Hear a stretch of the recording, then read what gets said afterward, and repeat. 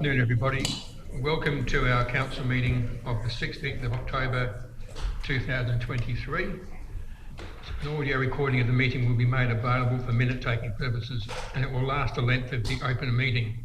The audio file will be available on the council website after the draft minutes have been circulated. I'd like to welcome our elected members. Councillor Miller and Councillor Livingston are both running a little bit late due to work commitments, but they're on their way.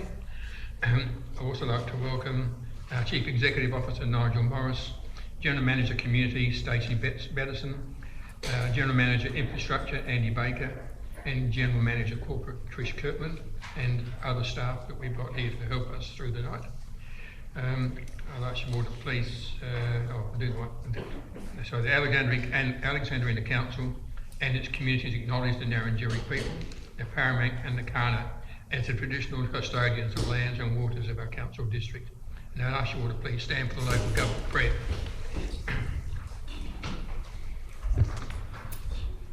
Almighty God, we humbly beseech thee to grant thy blessing upon the works of this council. Guide us in our deliberations for the advancement and the true welfare of the people of the district. Thank you very much.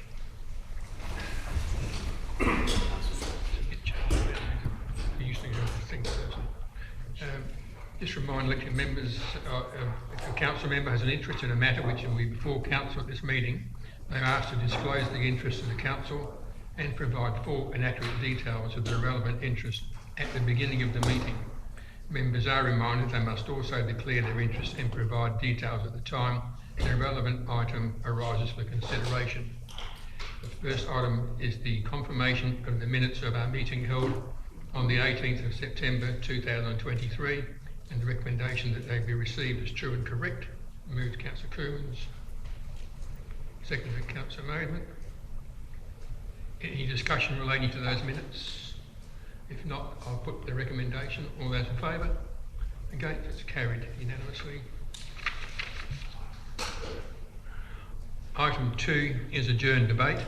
2.1 is adjourned debate on the notice of motion from Councillor Nicholson regarding the National Voice referendum. There is a motion there. Councillor Nicholson, you wish to move it still? You want to speak to it? You turn your microphone on. I would like to propose some changes, making it more relevant. So I propose that the motion title is changed to affirming First Nations support,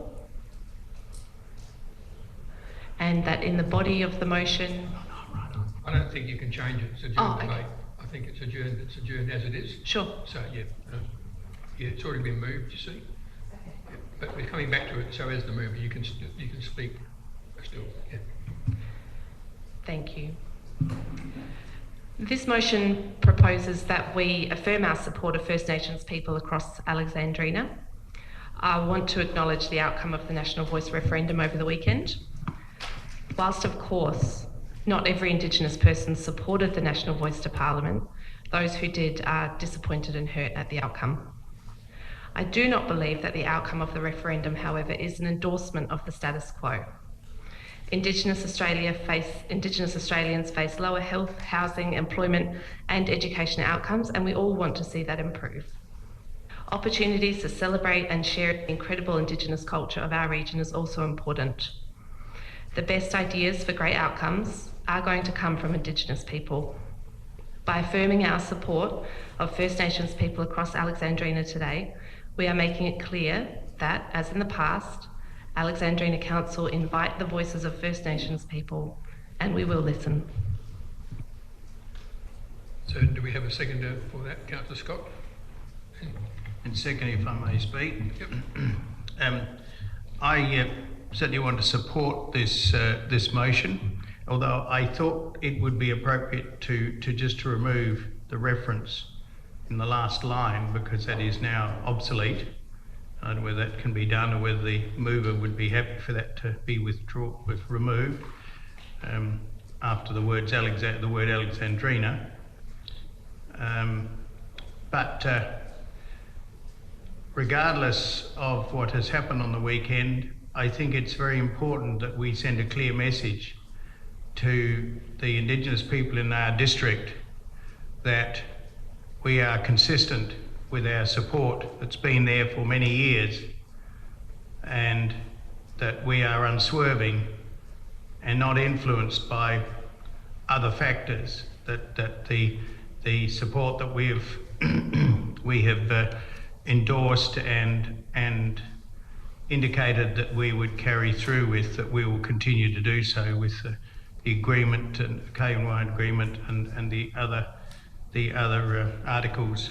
And so I think this is very important, very timely, and I would urge everybody to support it. Thank you. Councillor Nicholson, are you happy to remove the bit about the lead up? Yes. Okay, that's okay. So any further discussion? Councillor Gardner. Thank you, Your Worship. I too want to affirm our support to First Nations people, but at this point in time, I think it's unwise of us to continue to approach this issue big noting ourselves by saying, look what we've done. We've established this, and we've become the first level of government in South Australia to enter in such agreement, and we're becoming the first body, and so we go on and on. I don't want to be part of that. To be honest, I think we need to approach this with a great deal of humility, and therefore, if Councillor Nicholson is agreeable, I'd like to, quite frankly, take all the dot points out of this this motion. I simply don't want to be part of a council who thinks that we've done a darn good job, because none of us have done a great job.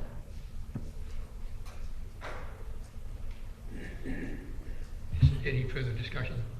Councillor Coomans. Yeah, I'm sort of a bit balanced on this one as well, because you know, Australia certainly spoke over the weekend what they thought of the referendum, but I support the essentials of this motion. In other words, affirms our support of First Nations people across Alexandrina. I was going to suggest a variation of just bolstering that a bit more and including words like including an ongoing intention to continue to consult and listen to them on matters of mutual interest.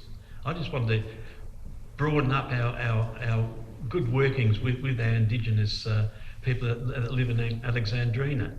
And I was always going to suggest that we should mention all the First Nation peoples in Alexandrina, which we don't here, but it was a bit difficult doing that with the first dot points because it talked specifically about the Narrandjeri peoples that the history of that's happened. I like what Councillor Gardner is saying about if we were to delete the first dot points and just simply state that we affirm our support of First Nations people across Alexandrina, and perhaps embellish it a little bit in terms of working together, the mutual interest.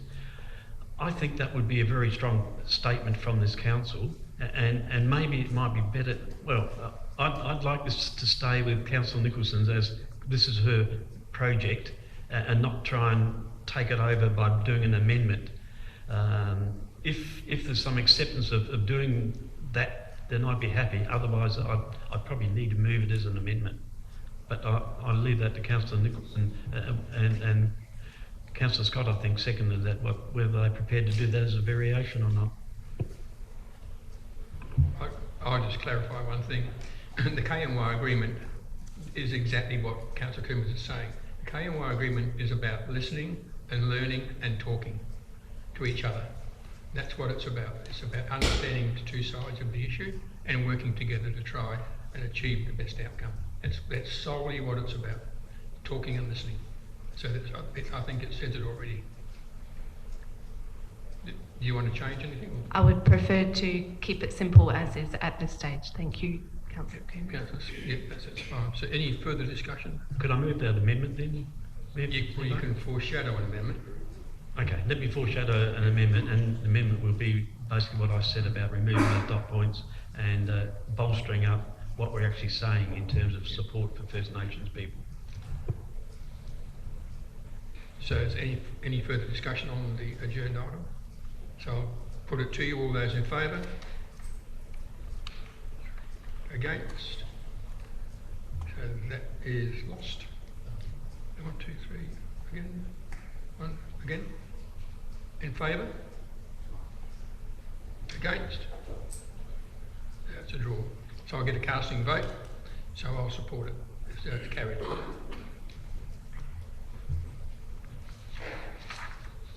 So item 3 is presentations and deputations. We have 5. I just remind you that everybody that under our new meeting procedure adopted, the total time for the deputations is 15 minutes, includes the deputation and questions. And with so many of them, it takes up a huge hunk of the meeting. So if we can please keep the questions to just that, questions, not praise for what they're doing, it'd be really good. 3.1 is a proposed footpath design on Excelsior Parade, Hindmarsh Island. Mr. Murray DiMarchi and Tex Oliver and Jill Oliver will make a deputation regarding the footpath design. So do you wish to come forward and do that?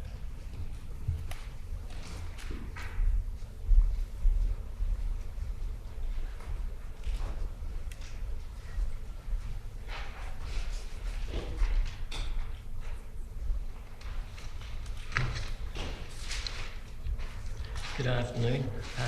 I'd just like to request a couple more minutes than the 5 minutes. We need about 7 all told. Everybody happy to grant more than 5 minutes?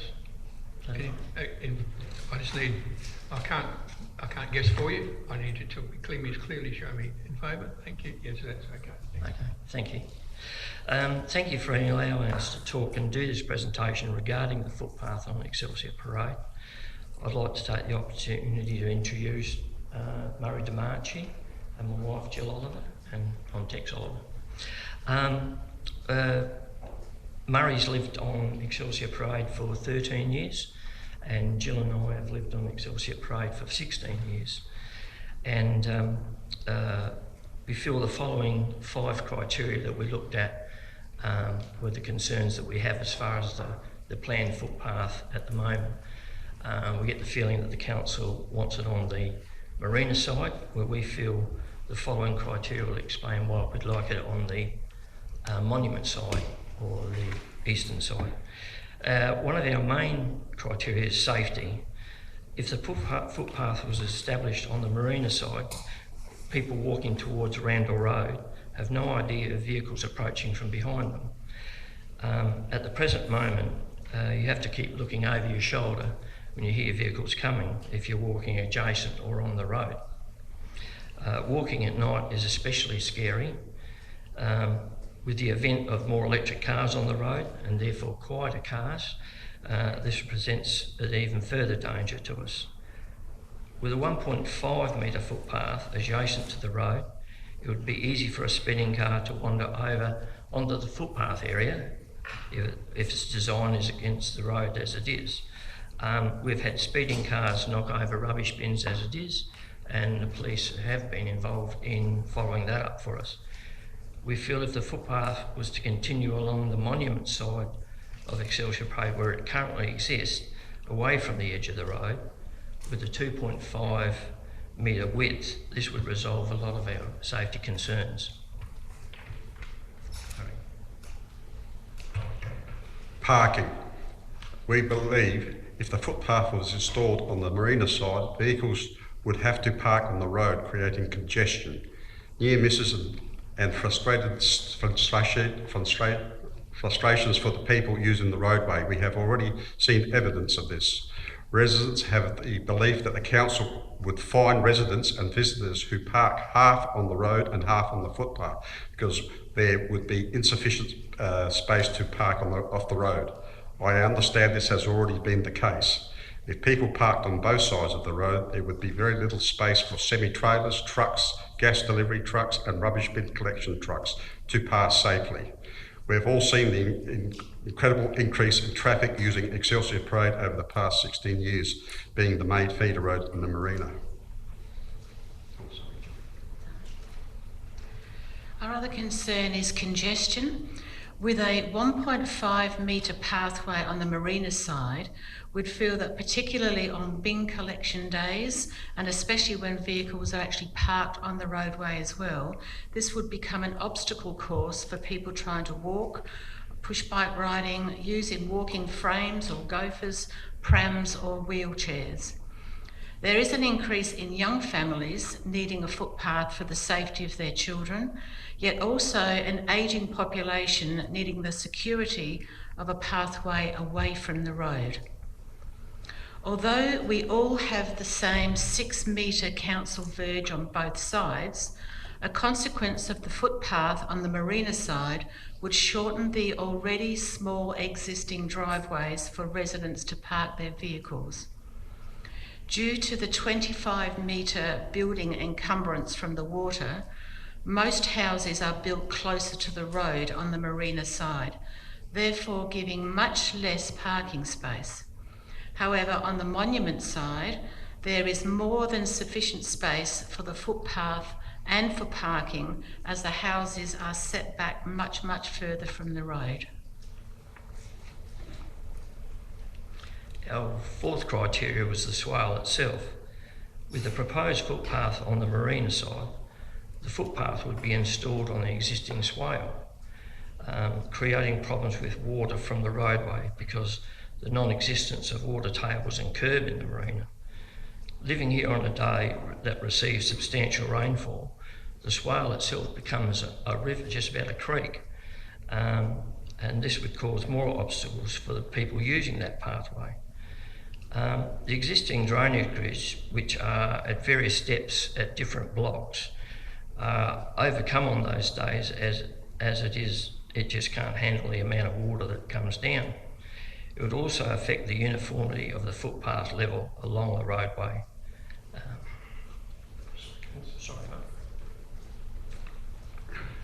Aesthetics. The appearance of the footpath at 2.5 on the monument side would seem the logical continuation of the current footpath at the beginning of the Excelsior Parade. We appreciate the situation of no footpath in the original development of the marina was not the fault of the council, but we also feel that it should be corrected at this point before any further development of the marina occurs. We feel that the 1.5 footpath was installed on the marina side as proposed. It would further complicate the existing problems and create safety issues. Having it on the side where the street lights already exist would reduce the width of the footpath to 1.5. The lights still shine sufficient to see on the other side of the road as already exists on part of Victoria Parade. Being mainly retired residents, most people using the footpath during the day rather than being at night, so street lights are not a problem on the monument side. We absolutely appreciate the opportunity to present this to council and understand that there's a procedure going on with the possibility of the footpath on the marina side, but the council submitted a petition signed by 230 residents from the area around Excelsior Parade that was supporting the footpath on the monument side. So we'd appreciate it if you would just consider our requests and consider the safety issues particularly. If you've got any questions, thank you. Any questions? Councillor Coomans. Thank you for your presentation. I did have a look through the petition and noticed that all the addresses on Excelsior Parade were odd numbers except for one. Did you actually canvass the people on the other side of Excelsior Parade, the even numbered houses, to see what their views were, whether they would support your petition? I've got this petition signed. Sorry, I didn't hear you. I'm the person that got the petition signed, and I knew there was going to be problems going on the other side, so I thought I'd leave that to last because I was trying to get as many signatures. We had such a short time to do all this. I worked for 6 days trying to get signatures, and there's people that want to talk about the whole thing and keep you talking for quite some time. And I thought, well, I'll leave that bit to the last, but I didn't have time. So I ran out of time, so therefore I didn't go and ask. But if you would like me to go and ask, I would go and do that tomorrow if you wish. Could I ask another question, please? Another question? Yeah. I'm not trying to make that point. What I'm saying is that if you're doing a petition, you try and incorporate as many people as you can. Yeah. And maybe if you thought that the people on the other side were going to not sign your petition, maybe you do a survey rather than a petition, so you do canvass what everyone's thoughts were. That would be my suggestion. Well, you're pointing out that situation. I'm going to be pointing out we weren't giving sufficient time. You have notified people on the internet. You have notified people hard mail. Okay, and I had to walk from house to house. So that made it a lot more difficult for me or for us to do that. So I hope you can appreciate that. Thanks, Murray. Any further questions? If not, thank you very much. Thank you. Trouble and time. Thanks. So 3.2 is a proposal to restore native grasslands for a portion of the Basham Beach Conservation Reserve. And we've got Annie Basham would like to come here to make a deputation regarding that. Annie, do you want to come forward? Come here.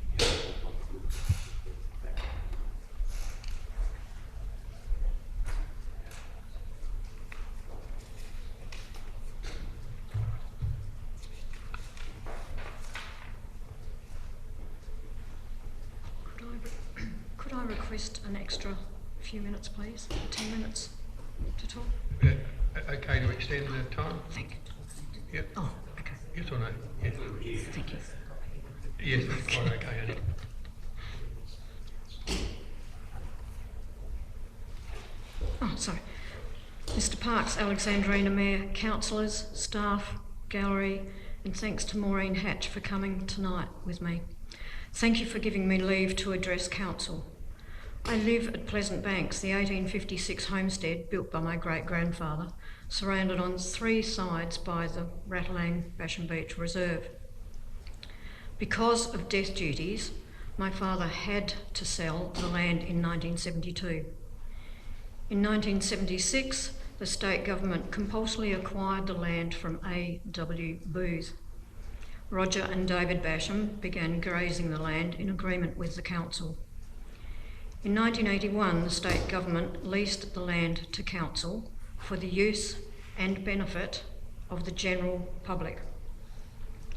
The 1995 plan retained 25% of the park as a European heritage precinct, model farm to retain the views to the coast, the open views, the panoramic views, the open farming landscape and wheat fields as interpretation of early pastoral history. The 2018 management plan states the European settlement and farming heritage of the area will continue to be recognised via retention of an open farming landscape. Over 85% of the land is already under historically inaccurate overplanting of native vegetation. The 25% of open farming landscape has already been reduced to 14%. The 4 motions of the 18th of September 2023 have removed entirely the rural heritage and open farming land which the state government acquired the land to preserve. They have exposed ratepayers to a massive fire hazard, replacing the automatic fire break buffer zone between the urban areas and native vegetation provided by the crop stubble from September to May on 7.48 hectares and substituted it with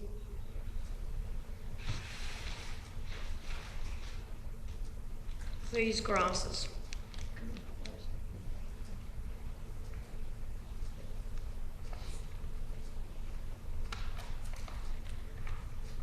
So 1.4 metre tall grasses and plants around the heritage buildings is dangerous and guarantees they will be burned out.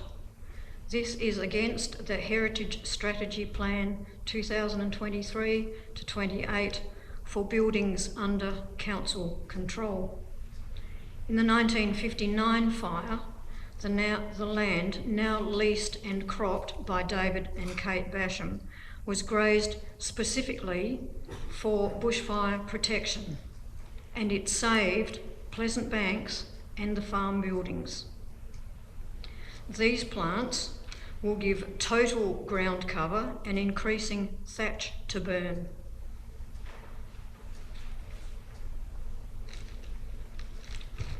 The stubble leaves earth between the rows and provides automatic protection from bushfire. It won't stop it, but it will provide more protection. The lease with David and Kate Basham provides automatic bushfire protection from September to May and ensures the land leased is maintained at no cost to your council. The current 30-year plan for Greater Adelaide states decrease the risk of life and property through creating buffer zones around growth areas that are adjacent to native bushland. There is currently not enough space for mowing between shrubs and trees, and rabbit holes make mowing unsafe. So the native grasses are up to 1.5 metres tall inside the stands of vegetation. It's a public safety hazard to walk in those areas, so the general public are limited in their use and benefit of the land which the government preserved it for.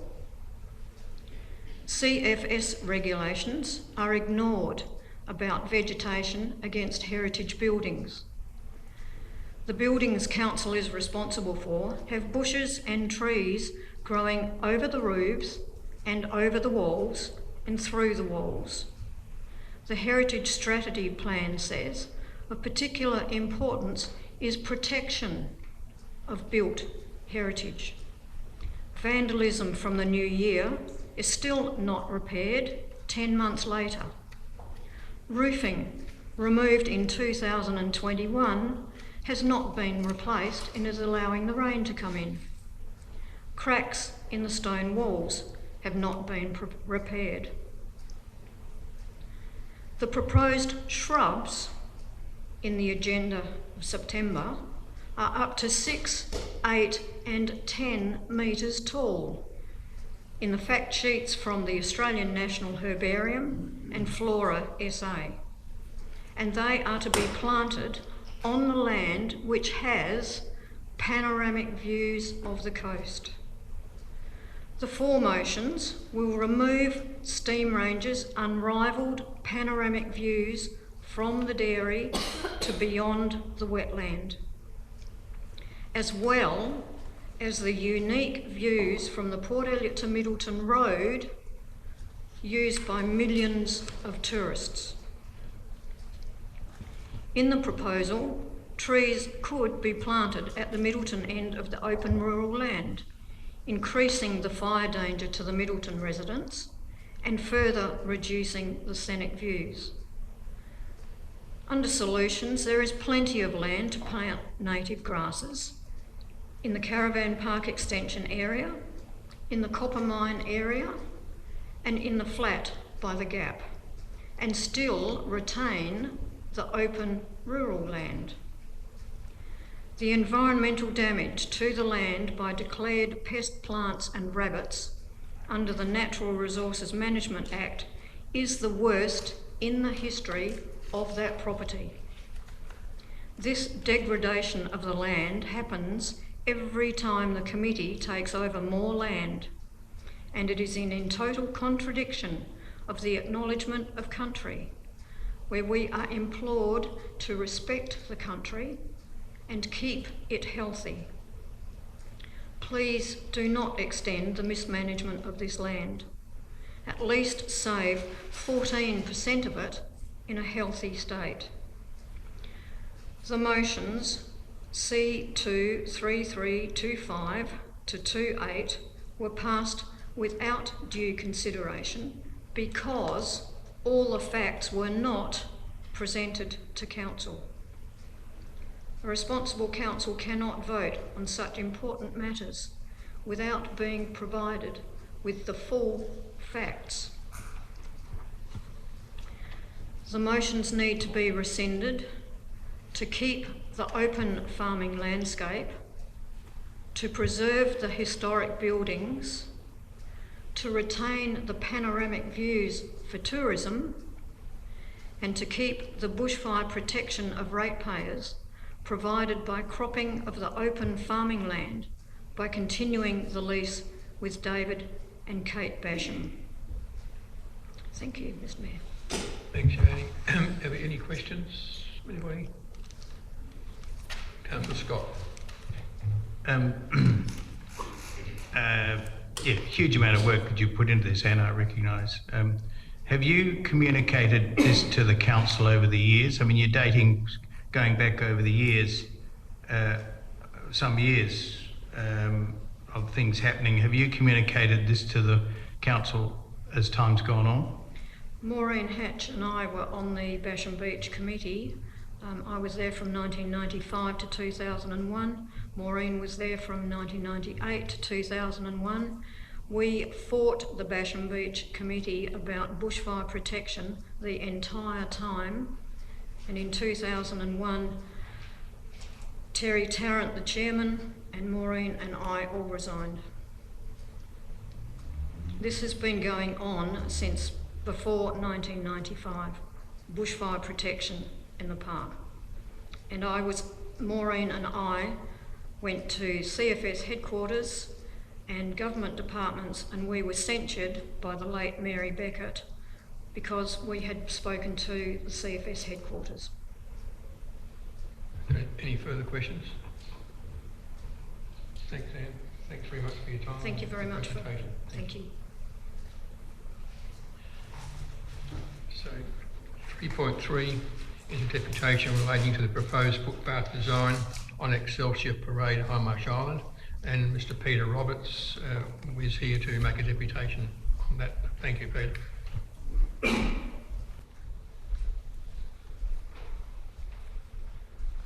Thank you, Mr. Mayor and councillors. My name is Peter Roberts. I've been on Excelsior Parade for over 30 years. In fact, I was the fifth house built there, so I have a fair bit of interest and knowledge of the way the whole thing is developed. Firstly, I support the comments made by the previous speaker in respect to the side of the road that we should be looking at, which is far more practical. But the reality is, whichever way we go, we're not going to please everybody. So I've not a lot of time to think about this, to be honest, because I was only told a couple of days prior to the meeting I think we had on Hindmarsh Island, the public meeting. That's all I knew about this plan. I'm about to build a brand new house on the marina side, so as I said, I've got quite a bit of commitment in this position. But I thought about it and spoke to a lot of the local residents and come up with another idea totally different to what we're looking at. So I'm not going to take a lot of your time today because clearly there's a bit more planning and stuff to be done here. But my proposal is simply to come in with a roadway or pathway, around the back of the Excelsior Parade, probably about an average of 100 metres behind Excelsior, with a proper constructed 3-metre pathway, probably similar to the one that's between Goolwa and Middleton now, which some of you may have gone on. But that could be done in a way on a greenfield site that could really fix the problem for everybody. It would be a fantastic pathway with no problems with traffic, safety issues, all those things that have already been highlighted, which I won't go through again. And I believe it could be done within reasonable cost restraints. I can't see any major developments, disadvantages to it. Probably only the fact we might have to deal with the Coorong Keys and the SA Water, I think, are the people involved. which obviously creates some challenges. But I think if we can look at this proposal as a totally separate issue, and it's a far better outcome for everybody.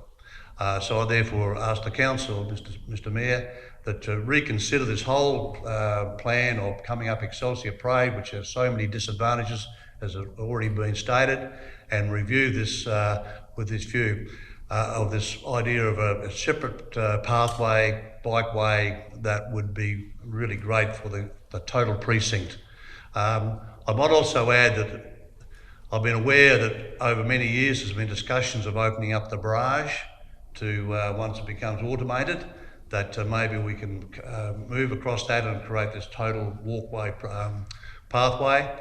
And if you even just look at coming up to the barrage, that would be an amazing asset to this whole development, this whole island. So I just ask, it's a greenfield plan. It's something that could be incorporated with the Coorong Keys, planning for developments up in the on the top right side of it there, on the monument side as they're talking about. But now is the time to think about it. I'm thinking of 10 years' time that we're going to be all sitting in this room very proud of what we've developed. So I'd like the council to reconsider the current plan and to review this and put it to council in a far more professional and detailed manner. Any questions? Yeah, thanks, Peter. Any questions from anybody? Councillor Milang. Yes. Nicholson. Yeah. Thank you so much. I really love that, thinking outside the box and giving us the opportunity to think of something different as well. I did take a drive down Excelsior Parade to have a look at this earlier today. I'm not very familiar with the area, so what currently is there behind those houses? I'm interested to know what it would feel like in terms of safety, walking when you're not particularly visible on a roadway, and would it require lighting? That has been a point brought about lighting though, but this day with natural solar lighting that could be done as a, but if you look at the pathway between Goolwa and Middleton, there's no lighting anyway, but it could be done very in an aesthetic way. It could develop a nice area that you have develop your parklands and your recreation area between that and Excelsior Parade, where there are already these recreation areas. So I think from a safety perspective, I think there'd be no disadvantage whatsoever. But the lighting is one that people have brought up, I agree. But I lived there, as I said, for 30 years. I don't see too many people walking at night. Thank you. Councillor Oliver. Peter, thank you for your presentation, and I do think it's a great idea, and I share your vision for the opening up of the barrage and for the continuation of the expressway or bikeway. I just wonder if we did that here, what you're suggesting, if you lived in the middle of one of those sections, how would you access the path? You'd have to walk down the path, down the road, wouldn't you, without there being a footpath at all? Good question, and if you see there, I've got 5 accesses coming in to the pathway that could be developed quite easily. And my argument of that is if you're going walking, well, why not walk another 50 feet? So it's not a major problem. And I believe you could still get people coming off those finger points there. They might have to walk along 20 metres on the roadway now. But if we keep all this traffic and parking off that roadway, it's going to be far more safety involved. It's when the concern that's already been brought to this council, if we start putting pathways there, cars are going to have to park on the road, which then create a bigger safety issue. So yes, people have to walk there, but that's what you're doing, you're walking. Any further questions? No. Thanks very much. Thanks very much for your time. Thank you, Mr. Mayor. Thank you.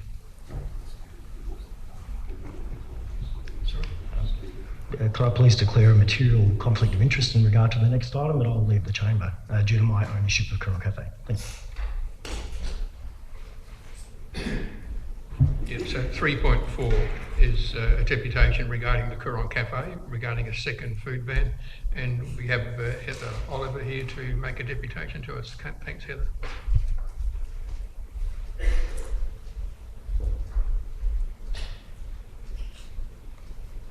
Thank you. I would like to request just a few extra minutes if that's possible. Happy to extend the time? Yep, thanks. Thank you. Mid-Park elected members, staff, administration and guests, thank you for the opportunity. I want to talk about, get that, just a second to get this working. Oh yeah, there we go. Coorong Cafe expansion. So many of you may know of Coorong Cafe, some of you may not, but our business has been operating for 8 years now. It's a fully self-sufficient business, family business, self-funded, and we operate off a site that we lease from council. We provide restaurant quality food that can be eaten there or to go, and we've become a really touristed and heavily visited part of Hindmarsh Island. So the mouth's always been there, but I think a lot more people are aware of it because we started our business about 8 years ago. So it's a quirky place. It is a formula that works in a beautiful part of Hindmarsh Island. And we get people visiting there from all over the world now. It's crazy, but sometimes I'm told we were told to come here and we live in Canada. So it's a really interesting phenomenon that's developed over time, but over time it has grown, and 8 years in, we've come to a point where we really need to consider some sort of expansion strategy without expanding our footprint, and that bit's really important. We employ 10 staff, and we are all about local staff, local produce, as close as possible to the Alexandrina region. So the context and purpose of this presentation is really to, I guess, highlight the fact of how significantly the business has grown, which is terrific, but in terms of needing to expand without it becoming something that it is today. So the idea we have around this is to add an extra van on site, very similar to what we've got now, but to separate out between the two vans the cooking of food in one and the serving of other items in the other, and I'll talk a little bit more about that. Part of the reason for this is to help manage volume, but to help the experiential stuff, which is part of why people come there, the wait times, the queuing, and I think the impact that has on service levels, and really just nailing that during particularly our summer and busy periods. So by way of explanation, it can be super quiet there in winter, but in summer we can power out sometimes 600 or 800 meals a day. And so queues can be out to the car park. So we start to be thinking about things such as safety, work health and safety, space for staff, I guess convenience for customers. So by way of an example, people want to come and order their food, but they've got fair wait times, but there are people that also just want to order an ice cream, a coffee, or something quick, a drink out of the fridge, and so they have to join the queue, and so that can add frustration in busy times. We also have had an ice cream cart that's been hanging out there for a while. It's no longer working, so some of our thought process is, being a very seasonal business, how we look after those sorts of items, and also this hygiene and other factors that are coming into play. In short, we do an awful lot with a tiny space, and the time has come to reconsider that. In terms of solutions, so I'm all about solutions. We have it sitting in our garage, a brand new Coorong Cafe van. It's about 1 metre larger than our existing one, and I'll show you some pictures in a minute. Hopefully we'll be able to use it, but anyway, we'll see. It's all matched, so it is Coorong Cafe. It's not a new business, it's not a different business, it is just an expansion of what we do now to enable us to do it better.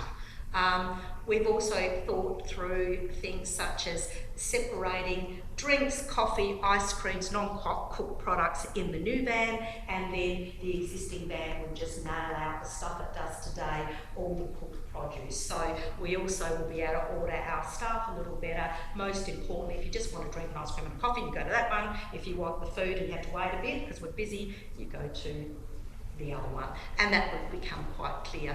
Branding is very important for us, so it looks the same. It's about 1 metre longer, as I said, and I just want to be very clear and say this is not a new business setup. It is just an expansion without expanding our footprint that we have there. Benefits, okay, so we've talked about it, improving service levels, hygiene, safety, space for staff, just basically to enable our efficiency, and that will benefit all people. Also, it'll help the experience, as I said, and will speed up those that just want quick items. 2 more benefits, which I think are economic benefits, very important to this region. We will be able to hire more staff. We hire 10 in summer.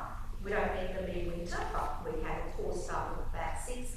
By doing this, we can hire more staff, and we'll spend more on local produce and I think that's important for this region as well, given that all of our wine, food, everything is South Australian and as locally based as possible. Just some visuals to finish off with. So this is what it looks like. There's our branding in the right corner. That's it, the new one being delivered. That's sitting in our shed. Its look and feel is very similar. Its functionality inside is more high tech. Got a lot of LED, new stuff. But in short, it's Coorong Cafe V2, but just the expanded version. Thank you. Thanks, Heather. Are there any questions? Councillor Gardner. Thanks, Heather. Been to your fish and chips. Very nice. Number of times, actually. I want to know exactly where you're putting this. Would like to put the new, what do you call it? It's a food van, but it just Van? doesn't go anywhere. Because Okay. it's, it can't be fixed. So if you think about our site at the moment, we run a long sort of fence to the water. Our vision is that we will remove the hay bales. This becomes the new wind block, if you like, and everybody loves the hay bales, but I know they're 3 bales high, and sooner or later a kid's going to fall off there. They haven't yet, but they worry me, and they also probably, not good for snakes and things. We won't talk about those. Anyway, so new Coorong Cafe would be backing onto the water, facing in. And then the current one will go back along the side, adjacent to the shipping container. So it'll be like an L shape, much like it is now. That's our thinking. But we're not set in stone. If there's a better idea, we'd love to hear about it. Councillor Nicholson, did you have a question? Yeah. Thank you very much. I think the success of your business is incredible and definitely a draw card for the region. Do you need approval from the chamber to have a second food van? Yes, on we do. site? Yes, which we probably did the wrong, but we ordered a food van in January, knowing that it would either replace the existing one or it could be a new one. Then we had summer, and then we had to have a new make of a new van because there was some spec issues. So yes, we do. Any further questions? No? Councillor Gardner. Just ask another question, Heather. With the hay bales, I'm well aware of how big that is. Will the new van take up any more space than those hay bales? So the hay bales are about 10 metres wide, the new van's 6. Right. So it's actually smaller. If the van could actually sit in the hay bales, it could actually sit in there. We've just got marquees in there if we wanted it to. So if that puts it in context. Thanks. Thank you. Any further questions? Thanks very much, Heather. Thanks for your presentation and your time. Can we get Peter, Councillor Oliver back in? Thanks.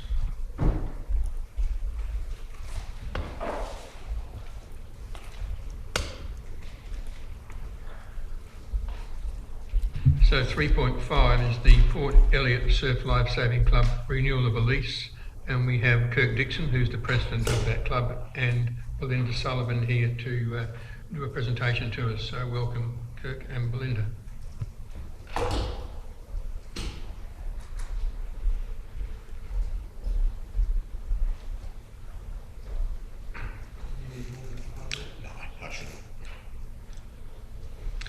Thank you for the opportunity. I first would like to acknowledge Alexandrina's council contribution and ongoing support of surf life saving across the entire council district, but particularly in my case in Horseshoe Bay at Port Elliot. First and foremost, surf life saving is an essential 24/7 year-round emergency service for our residents and our tourist community. And second, our club rooms are well utilised, being a hub for healthy communities, sports, education opportunities, and just a centre for meeting and people getting together. We're here to talk about the lease, and I know there has been a few changes to the lease from previous, and I just want to discuss some of the rationale behind our thinking behind that. Port Elliot Surf Life Saving Club is obviously a non-profit organisation relying on grants supplemented by the volunteers with running fundraising events. These funds go directly into maintaining the equipment as rescue ready, maintenance of the facilities, member education, and at the moment servicing the loan taken out for the new building. The club is in favour of the road pedestrian access in front of the building being excluded from the lease. This roadway pedestrian access is the original cutting road, which obviously extended the railway all the way down to the jetty, and it goes behind the current Flying Fish Cafe. The first 25 metres or so of that road has just been paved by the council, and then the last 25 metres or further from the club to the jetty has been paved by the council. So we feel that it makes sense for that entire road then to be part of the responsibility of the council going into the future. The other part of that are that there's various and numerous council maintained and public facilities on either side of the roadway, including barbecue areas, seating options, historical, ephemera, playground, picnic tables, lawns, other pathways, etc. And the roadway pedestrian access is primarily used for public access down to the beach. Obviously, as the surf club, we do use it to get our rescue equipment and that down from the club rooms to the beach, but that is generally only on the weekends. Furthermore, that roadway is not exclusive to the Port Elliot Surf Lifesaving Club, obviously, and is freely and regularly used by all the other emergency services, including Sea Rescue, SAPOL, SES, and obviously as well as council and the general public. It's obviously regularly used by council, staff, vehicles, contractors to do the work in that area, with, including the garden maintenance, rubbish collection, etc. With the likely extensive works going to be taken on the jetty in the near future, we expect that sort of contractor traffic to increase. We also support the boat ramp being removed from the lease and thus not being the full responsibility of the surf club for the life of the lease. We acknowledge that the boat ramp adjacent is not currently listed as a council asset, and that would need to change. Again, for many of the same reasons that the club doesn't have exclusive use over that boat ramp. Again, obviously we are probably the predominant users of it, but it is one of the major accesses to the beach by the general public. Also looking into the future with the effects of climate change and sea level rises, the sort of predictions of what will happen with that boat ramp are unsure. And finally, the recommendations that were put forward by the staff in terms of the lease, we are in full agreement with. We think they are excellent, and we thank the staff for going through that effort, and we would absolutely seek council support to accept those recommendations. And that is it. Thanks, Kurt. Any questions? Councillor Scott. I'm sorry, I was under the impression that the ramp was exclusively for life-saving use. Do you mean that people use that and so you have them trafficking past the club rooms at any time of the day to launch a vessel? Is that right, or have I got that wrong? You've got that wrong in the sense that that doesn't happen as much anymore, but there has been, I think it's only been about 5 or 6 years that there were people with access that would could just use that ramp whenever, yes.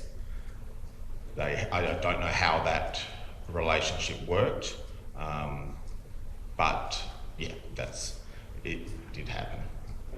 It's just that it's the concept of having traffic going past the front of the club worries me a bit with the numbers that you have better young people coming in and out of that. Anyway, thank you. Any further questions of this? Councillor Nicholson. Thank you. Thank you both very much. Just following on from Councillor Scott's question, if we go with these recommendations, does that mean that the boat ramp in front of the Surf Life Saving Club will be open to the public for general use? I guess the roadway has already a gate, a council gate, which is locked/closed most of the time. So I guess that would be completely up to what council feels the access to that area is.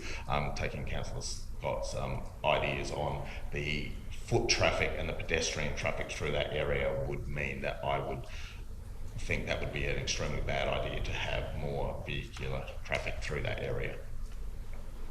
That's good. And Belinda, from my recollection, donkeys years ago when they came down by horse, so about half a dozen people had a key for the gate, and so occasionally those people would put their tinny in to go fishing in the morning. Those people are probably all now long past using a boat or going fishing, if they're still alive. Some of those would have passed away by now. So it's never been a public boat ramp, and it has, as Kirk said, it has been used for emergency services. So it's a really critical thing for there. So you haven't got ambulances and police rescue boats flying in up and down and past there all the time.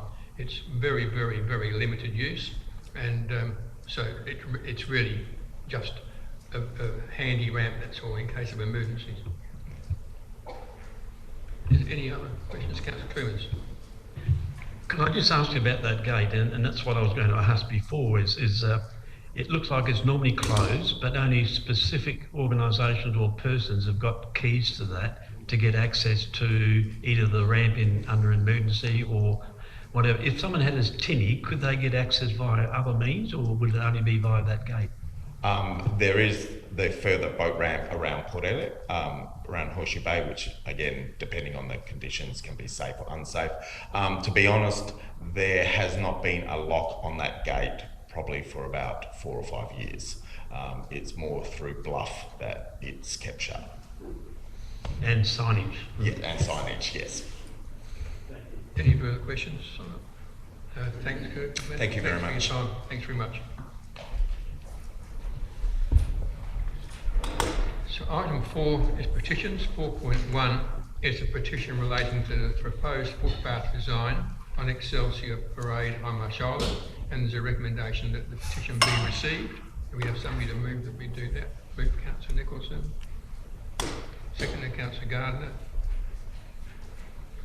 Put that to you. All those in favour? Against? That's carried unanimously. Item 5 is questions with notice. 5.1 is a question from Councillor Miller regarding the Ultimate Motorsports Event 2023, Adelaide Hills Rally, on the 14th of October 2023. The answer to that is in the agenda. 5.2 is a question from Councillor Coombs regarding the Code of Practice and Meeting Procedures, application of Part 2. 5.3 is a question from Councillor Scott regarding capital projects carried forward regarding the Port Elliot Oval Club rooms. 5.4 is a question from Councillor Miller regarding community donations and youth sponsorship program. 5.5 is a question from Councillor Oliver regarding unused council buildings. 5.6 is a question from Councillor Miller regarding tourism accommodation, sport and recreation strategy and fertilities development plan. And the answer to all those questions is in the agenda. Item 6 is questions without notice. Are there any questions without notice? Councillor Oliver. Thank you.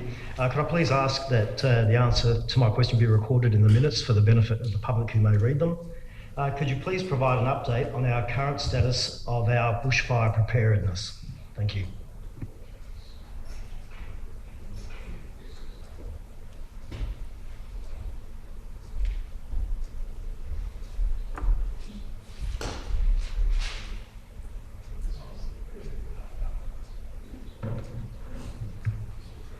Thank you, Councillor Oliver, for your question. Through the Chair, so numerous activities have progressed towards bushfire preparedness. As shared recently at an elected member information session, Council have a new tractor slasher that has been tested and commissioned, and the roadside slashing program has commenced. The priority order is currently being finalised so that the tractor slasher moves around our region in the most productive manner so as to not waste any valuable time. Council is taking steps to enhance community awareness and preparedness as well for the upcoming fire danger season. Signage in Council's fire signs frames that are located around the entrances to our towns will be switched over prior to the commencement of the fire danger season. And at present, it appears that the Mount Lofty Ranges Fire Ban District will start on the 1st of December 23, and the Murraylands Fire Ban District are recommending to start the season for their region to be 1st of November. That means that for the season for half of our council area will commence 2 weeks earlier than usual. And in relation to communication and public awareness for community preparedness, Administration have updated our website with a community safety message titled As Temperatures Rise. This message has information about roadside slashing program, advice on the upcoming bushfire season, links to valuable information on the CFS website, and a strong encouragement on property owners and occupiers about their responsibility to be bushfire ready.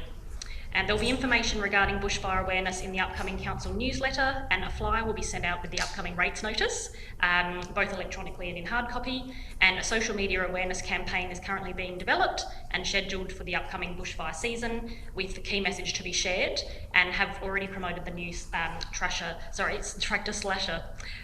Council's fire prevention officers will commence annual block inspections tomorrow, being Tuesday the 17th of October, which includes all properties within townships of major properties that border our townships as well. Other properties that will be inspected are those that are located on roads where Council's rural roadside slashing for fire mitigation program will be undertaken. It is envisaged that there will be in the vicinity of 15,000 inspections undertaken leading up to and throughout the fire danger season by the community safety team. And additional advisory warning letters have also been sent to approximately 250 landowners that have property identified of being at risk of fire prior to our last danger season. Thank you. Thank you. Before we go on, I've just got Councillor Oliver should be recorded. We have to get a seconder for that. Councillor Livingstone. All in favour? Thank you. So that's recorded. So thanks very much. Are there any other questions without notice? Councillor Coombs. Oh, thank you, Mayor Parks. Been receiving a lot of positive comments about the Goolwa Beach car park layout and the facilities, and I'd like to compliment staff on that. But I do recollect that the original plans for the car park project included some kind of matting that facilitated access to the beach by persons in wheelchairs. And I understand there was a grant of about $70,000 to $80,000 for that. Could you update in terms of if there is a mat and when the mat will be in position so that can be used? Through the Chair, that is an ongoing discussion which is occurring at the moment. There was a meeting that went on with the organisation this morning, which I was not in attendance, but Mr Baker was, so I'll ask Mr Baker to expand on that. Yeah, thank you. Through the Chair, Bill. This has been an ongoing problem for quite some time down there when we looked at this project. The project, when we first took over, saw a short run down from what I'd call the cootie shack area down to the beach. We were told that it was going to be put in with DDA compliance regulations set alongside that. We've since found out that it's a little bit too narrow, and so we brought the people in today to talk to them. The disability arm of that group came in to see us. We spoke to them about what their thoughts and ideas were given what we've got at the moment, and it's looking like we're going to go out again and explore what's really required for these guys to get on the beach. And it might mean we actually widen what we've got already the same size again, so we've got two people can pass on the ramp, and also have a landing area halfway down, so it's not too onerous to try and get up and down the ramp at the same time. So we're looking into it. The mats were delivered in January and they're sat at the surf club, so they're there waiting for them to roll out. But yeah, we are in the process of talking to the right people about what's required to get those guys on the beach. Any further questions? Another one? Is it planned to, if possible, have those mats in position for the summer season, or is that wishing too much? Putting them down now would be detrimental because they can't get on and off the beach properly anyway. So the mats are really not going to be beneficial. We've got to make sure that we get the whole structure right, then the mats would be beneficial. At the moment, it's just not beneficial to put them down. We could put them down, but they won't get back up because the gradient is too steep on the sand.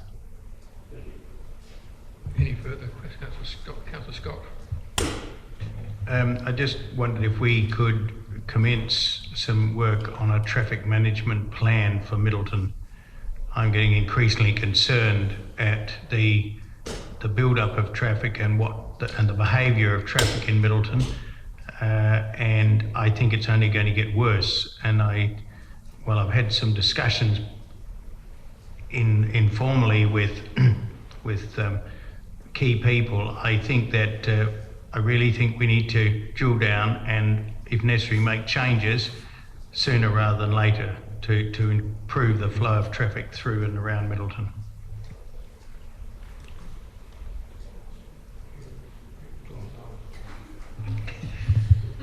Through the chair, lots of people would like to respond to that, but I've got the pleasure. The traffic management side of things would be a result of the master plan that we've got currently out at the moment, the master plan being the first step. When we've costed up traffic management plans before, they come at a significant cost, like $20,000 to $30,000. So that could be something that we consider in next year's budget process. I know traffic management is important to Middleton. It's likely to be a topic of the village conversations coming up, and we'll keep that happening afterwards. So yes, it's on the radar. Councillor Maitland. Yes, Strathallan will be 185 years old next year, and I do recall the 175th year had no celebrations facilitated by neither council nor the local community. So I was hoping that we could get some assistance from administration to coordinate some activities around the 185-year celebrations. There's a group just forming now to get started on this, and I know in 2 years' time you'll all be excited to know that Goolwa is 175 years, and I don't think we should miss that opportunity either. So here's something that we can get our teeth into straight away.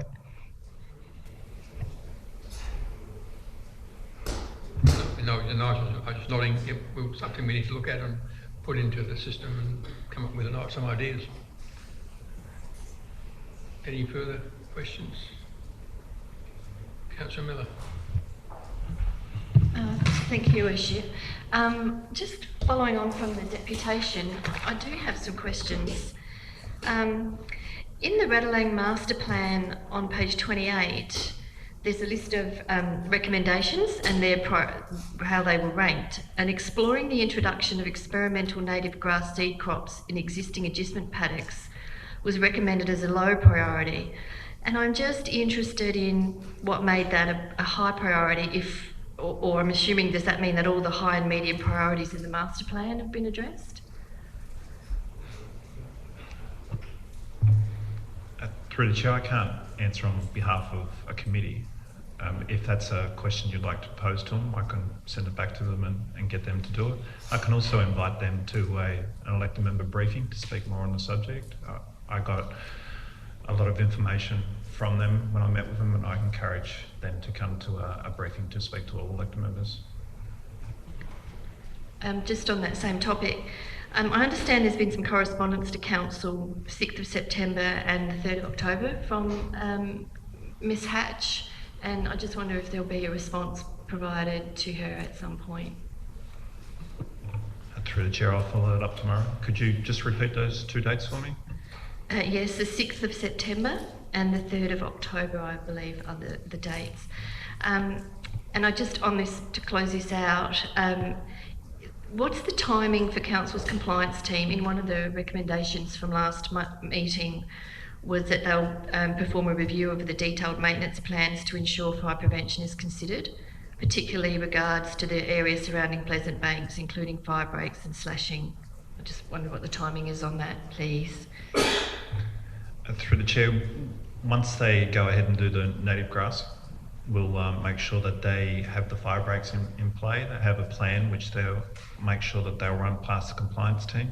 In the deputation earlier today, there were some items that were raised that I was unaware of, so I'll take them to the compliance team and I might send them out to have a look at what's currently going on out there as well. So immediate, medium and long-term compliance will be involved. Are there any further questions for that? Councillor Miller. I did the answer to my question at 5.4, question 4. I just would like to know who the 3 applicants to the youth sponsorship program were and what the amounts were, if that's at all possible.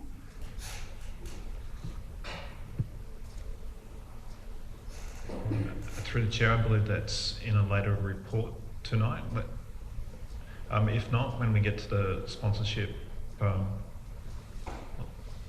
later in the agenda, we can answer that one. So in 5.4, I'll get that answer for you. Any further questions? No, we'll move to 7, which is notice of motion. 7.1 is a notice of motion from Councillor Oliver regarding the sale of the Customs House. Councillor Gardner. Your Worship, I have a material conflict of interest with this item. As President of Goolwa Community Centre, we have recently entered a ROI to Council for the lease of the Customs House, and I will remove myself from the chamber.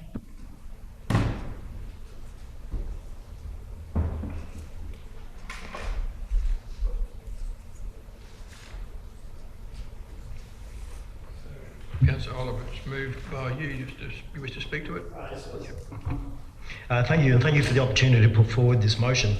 Thank you for the administration for documenting it, which I think they've done a pretty good and clear job. I just wanted to add to that, and you know, we've been spending lots of money, and I think it's really important that we start on a debt reduction program so that we maintain our ability to do new things in the future. But this motion is not just about that. It's also about how we leverage the wharf commercially as an investment. And I believe that this is an appropriate introduction of private investment to complement our public investment to meet identified commercial demands such as accommodation in the area. And I believe that private investment does have a key role to play. And just to note, the building is not a community asset, nor does it serve a community purpose. It is on the books as operating or trading stock. So therefore, it's up for grabs. The heritage components of the building I do identify, and I believe that these can be protected. So I would like to urge you to vote for this recommendation or motion. Thank you.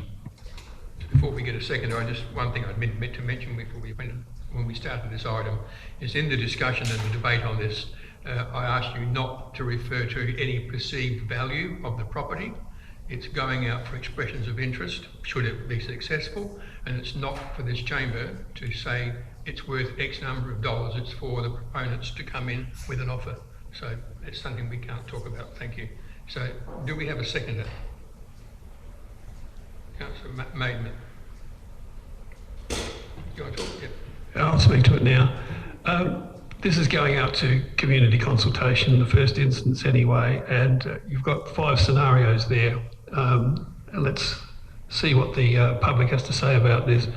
I totally agree that this would revitalise the wharf precinct if it went out to private enterprise, and they would have to fall in line with the heritage overlay of the area anyway. And a heritage building, as we all know, does cost a lot of money to upkeep, and if it's in council's hands, then it would be council's responsibility to keep the heritage aspects of that building. So this is just going out to see what can happen, and I hope you'll support it. Just for clarification, it's not going out for public consultation. It went out for consultation in 2017. It's going out for expressions of interest, which it did also in 2017. So we've done that part. Councillor Miller. I just have a question, Your Worship. At the 19th of June, if I read correctly, we resolved to include this in the Wharf Tenancy Activation Strategy, EOI, and I think that would tease out this kind of concept. Is that correct? Through the Chair, that is correct, that we went out for expressions of interest to lease. What this is saying is that we don't consider the lease options anymore. That's in item 2, that Council no longer consider the Wharf Tenancy Activation Strategy, which was previously resolved, and that this goes straight to a sale and not a lease. Just further clarification, sorry, but we haven't yet seen if there's anyone interested in leasing it yet, have we? We haven't seen those EOI results yet. So we don't know what the status of that process is, if I understand it. Through the Chair, no, they have come in, but what this motion is proposing to do is not consider a lease anymore, go straight to a sale. Councillor Thornton. Following on from that then, can we push this decision till after we see if people are interested in this property first to lease from us? Through the Chair, that's not the intention of the motion. Any further discussion? Councillor Nicholson. Thank you. I'm very open to the options that Council has with this building, but tonight I don't feel prepared to support this motion, unfortunately, Councillor Oliver. I am worried that potentially it is a little hasty. While I do appreciate the intention behind it and the opportunities for Council in selling it, I don't think that I will be able to support this motion because I would like to see those expressions of interest. And at the moment, I can't see the benefit to rushing this decision. I think that we would be wise to look at the expressions of interest and go slow with this decision. I'm not saying months and months, but if we give it another few weeks or a couple of months to consider the expressions of interest for lease and make sure that we feel very sure about what we're doing with this building. Thank you. Councillor Livingston. Following on from Councillor Nicholson, I too at this point in time wouldn't be able to support this motion. I think definitely it is important that we see the expressions of interest through the tenancy activation strategy, and also I believe it is important that this council has the ability to see through the wharf reactivation, revitalisation strategy that we have been discussing, this council has been discussing for so many years. I am also open to options, but definitely want to see the expressions of interest first. Any further discussion? Councillor Crimmins. Mayor Parks, I think I'd like to move a formal motion that this matter be deferred until such time as Council has the opportunity to view any expressions of interest for the leasing side. And at that time we can decide whether we continue with the sale or go the other path. So I think I'd move that as a formal motion at this stage. It's to adjourn it. You can't defer it. It's an adjournment. And until after that. So is there a seconder for the adjournment? Can you second it? It has to be somebody that's not spoken. It has to be somebody that hasn't spoken. Councillor Scott. So that's the formal motion that be adjourned. So I'll put the formal motion to you. All those in favour? Against? That's carried. I think it probably a good idea to have a bit of a workshop on this, or a discussion. There's a lot of misinformation out there about this bill, about this proposal.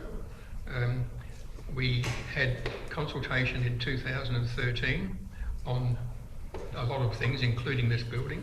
It is part of the Wharf Precinct Master Plan, always has been from day one. The only reason with this, there are people saying things that it's going to lose its heritage and it's going to get ruined. The reason why the previous offer in 2017 didn't go ahead was to protect the heritage and to make sure what went on that site was exactly what the community wanted at the time.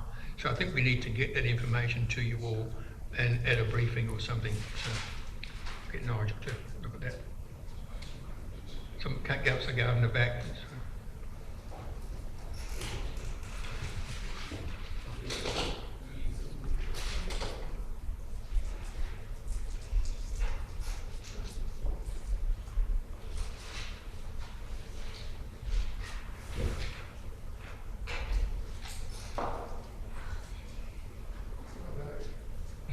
Item 8 is administration reports, and 8.1 is the Excelsior Parade Footpath Consultation. We've had a couple of deputations on that this evening, and there's a recommendation there with a number of options, including, of course, coming back for more discussion. So is there a mover for that, Councillor Corbins?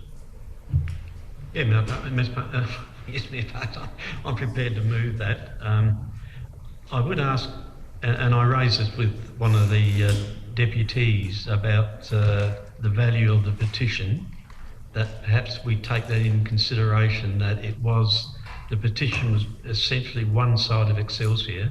We don't know what the other side, or unless council has done a survey, we don't know what the other side are thinking, so let's not put too much emphasis on a petition of 228 petitioners signatories, when we don't know what those on the other side, on the monument side, actually think of it. And it may well be that we need to canvass them as well, or do we know?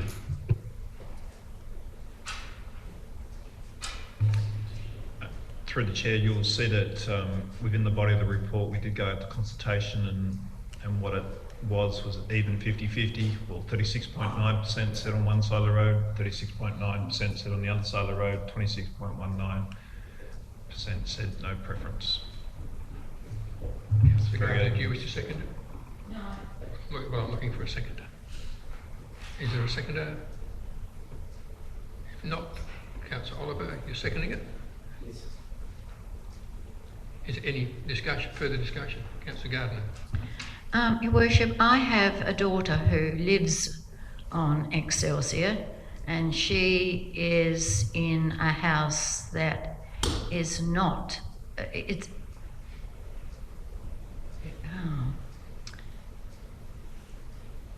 an even number. So it's on the other side of the road from where Mr. Dimarchi and lives. And I asked her today, what do you think? Where do you think this footpath should go? And she said to me, Mum, I don't really care. But she said it's going to be hard on both sides of the road.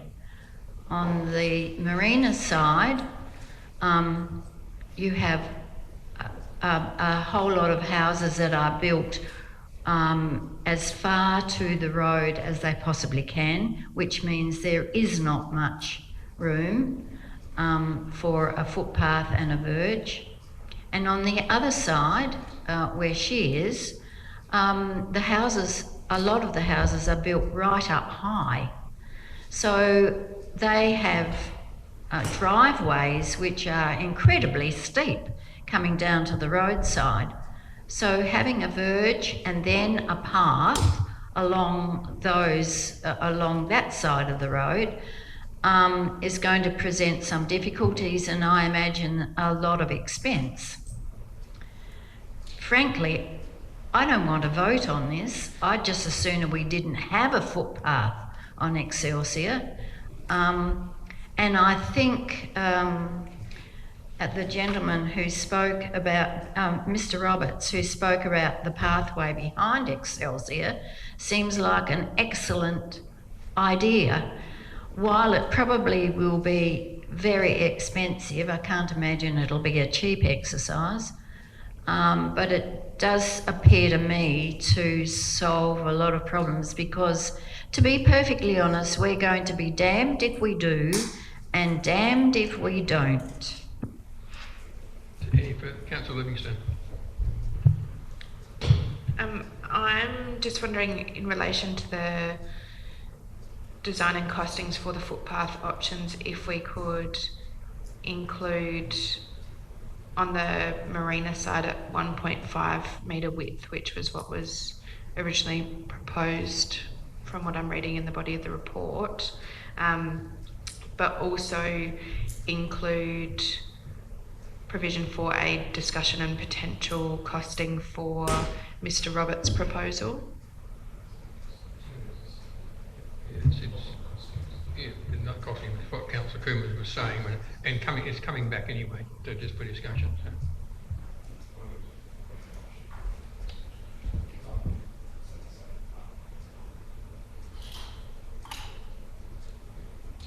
We include that in there, Councillor Coombs, yeah.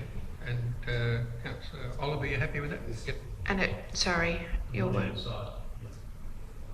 And then it wouldn't be as per consultation options, that's the only thing.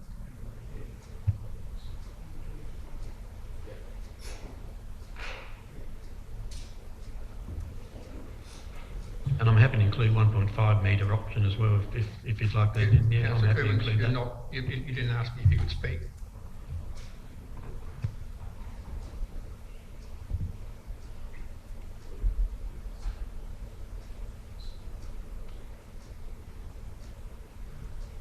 So, happy with that? Councillor Oliver? Yep. So, any further discussion? Councillor Scott?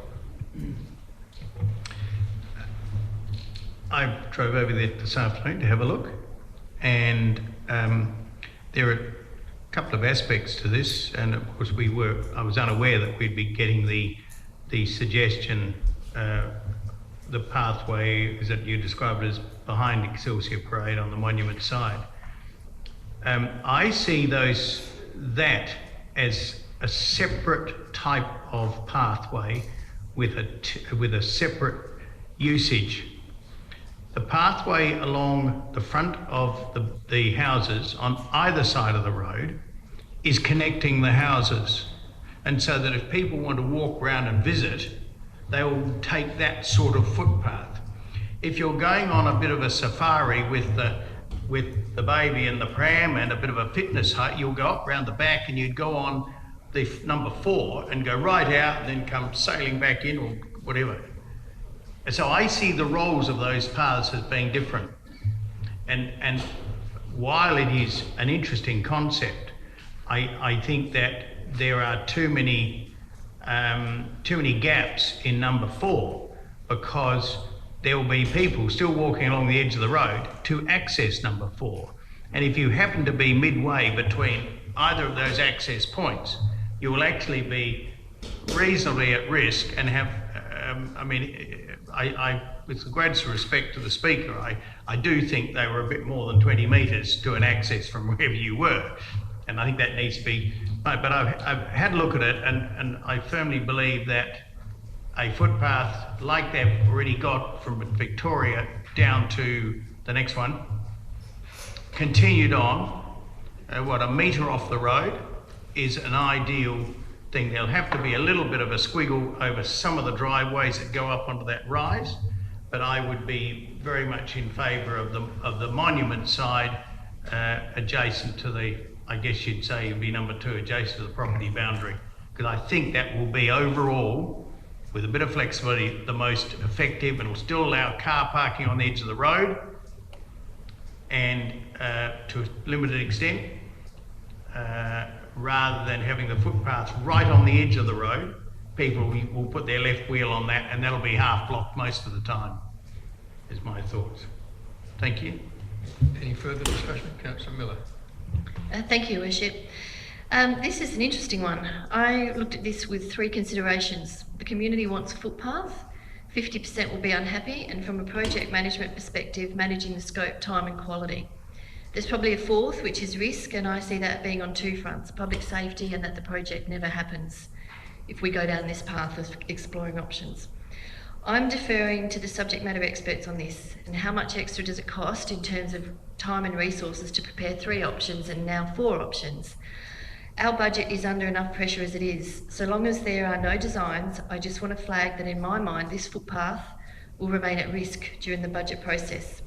So my suggestions would be, if you want a footpath, make a decision now on a path for the a decision on which path, get the design happening for one option only and get cracking on that. Someone is going to be unhappy. So let's base our decision on engineering advice and safety considerations and perhaps widening the footpath.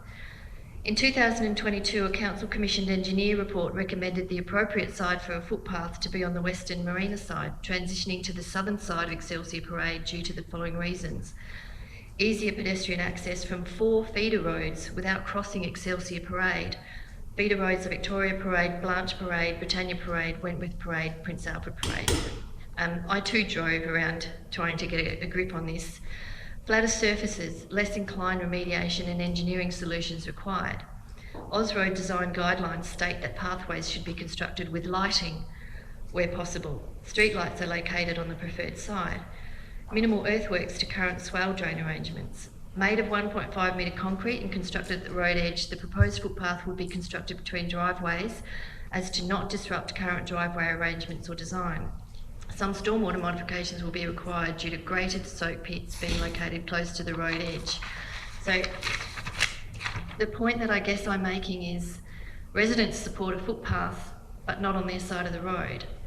Feeder road locations strongly support the need for a footpath, with a majority preference for the marina, which I think is the odd house number side, as they don't want to have to cross Excelsior Parade to get onto the footpath. So for those reasons, I won't be supporting this motion which explores 4 options, because I think it puts a footpath at risk completely, regardless of where it is. And I'm foreshadowing that if this is lost, that I'll move one motion, and that be on as per the engineering advice in this report. So I won't be supporting this, thank you. Any further discussion? So before we go to the right of reply, I'll say my bit. You have to have a really good look at it. On the marina side of the road, the light posts are in the middle of the path. So you'll be walking into the poles in the daytime or riding your bike into them. On the monument side of the road, the cost of doing some of those driveways are already a metre above the footpath where it would be. It's just, and then, so you have to rip the driveways out, recontour the whole driveway and put it back, and then you've got a driveway which is probably going to be too steep. They're also on the marina side, there are some properties where by the time you put the path in, there's not enough room to get the car off the path and without putting it in the garage. The one that Peter Roberts presented, so from 2010 when we had the Millennium Drought, there were a number of meetings that were chaired on Hindmarsh Island by Dean Brown, and we had a Coorong, Lower Lakes and Murray Mouth tourism group. It went until, really up until when the Chapmans no longer owned the marina. One of those items that was hot on the list of things to do was a extension to the Encounter Bikeway, which went around the back exactly where Peter Roberts' plan shows it. It also connected to the barrages with the intention of being able to walk or ride your bicycle across the barrages and then further connect through, so you'd be able to ride all the way through. Coorong Council were keen to even go further and come from down at Salt Creek through some bushland and put a bikeway through which crossed the other barrages, and which are now 2 of them are automated, and really extend it as a massive tourism cycling and walking track. So I'm also, from my reports you'll see, I go every now and again to a meeting called Project Coorong, which is a $70 million project funded by the federal government, primarily to look at the salinity levels in the South Lagoon, but also Lake Albert, and remediate Lake Albert. On the list of priorities for that project, in the top 10, one of them, probably about number 6 from memory, is the Goolwa barrage. They have already done testing with rotary gates, as New Island and Tweettree have got, to be able to automate the barrages, which will then allow you to walk across and ride a bike across. You can't do it now because they've got the crane going backwards and forwards, it's dangerous. So these things his plan is already out there being considered by federal government, state government, and it's been talked about for years. So I think I'm really pleased that it's coming back for consideration, and we maybe ought to go back to those residents and put it to them, because it's really a sensible way to go. It's unfortunate the place was built with no footpaths because it's got so busy now. But anyway, so Councillor Coomans, you move it. You want your right of reply? I've just had to say my bit. That's right. Thank you, Mayor Parks. I think what you've said, it makes a lot of sense. So if council does approve this, I would suggest that the designs and costings don't go into too much detail. At least it gives us an idea of what the costings would be. I do like the pathway behind on the monument side, and when you talk pathway, you're not talking footpath, because I'm comparing this with what we've just done on Sandmine Road, which is using road base impregnated with cement.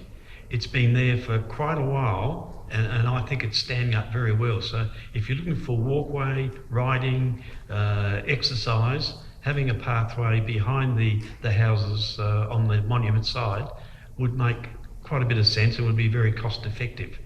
One of the things that worries me is that when this development was first approved, it would have been in the era where part of the development approval required footpaths, and quite often they were part of the conditions of approval, and they didn't need to be built at the time of developing until such time as 80% of the houses were built.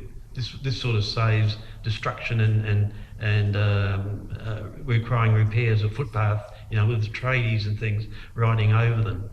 So I'm not sure whether our history shows that money was actually deposited for a footpath and whether it was deposited for a particular area. I know at the moment the footpath extends down Excelsior on the monument side until that first road junction, and then it sort of stops.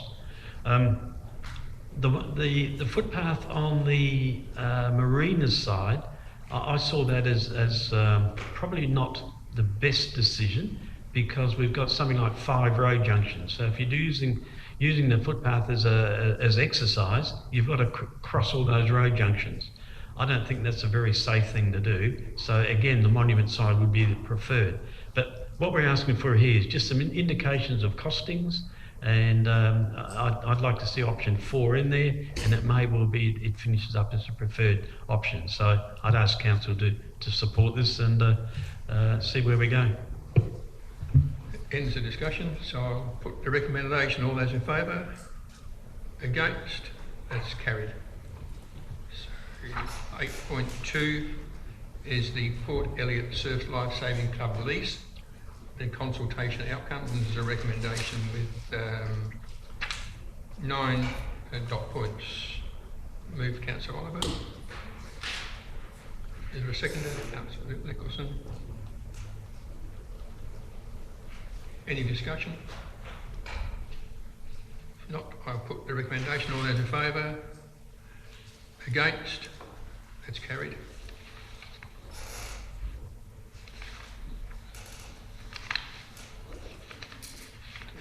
Page.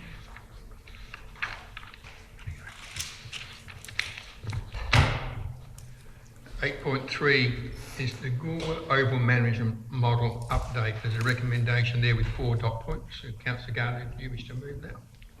Yes, please. May I speak to it? Yep. This is actually a really important motion, and it needs to. We need to think very carefully about it, because the groups that are being worked with at the moment need time and space to get used to the whole idea that they're going to be taking this on and they are going to be in charge. I think we need to give the Mayor more time, as much time as he needs, in fact, to ensure that this goes through in a way that is advantageous to the groups and finally advantageous to council. Seconder, Councillor Maidment. Any discussion? Councillor Coomans. Yeah, thank you, Mayor Parks. I certainly support this. This is the model that some years ago that some of us pushing very hard that this should have been the model in the first place.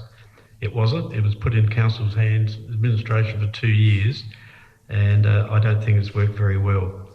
I like the fact that we have included the Lions Club and the Bowling Club because they do have a say in the precinct, and hopefully they have a good voice. And I've already said in the past, if you want to raise some money, ask a service group, they'll do it. And that allows the other clubs to get on with playing their sports that they want to do.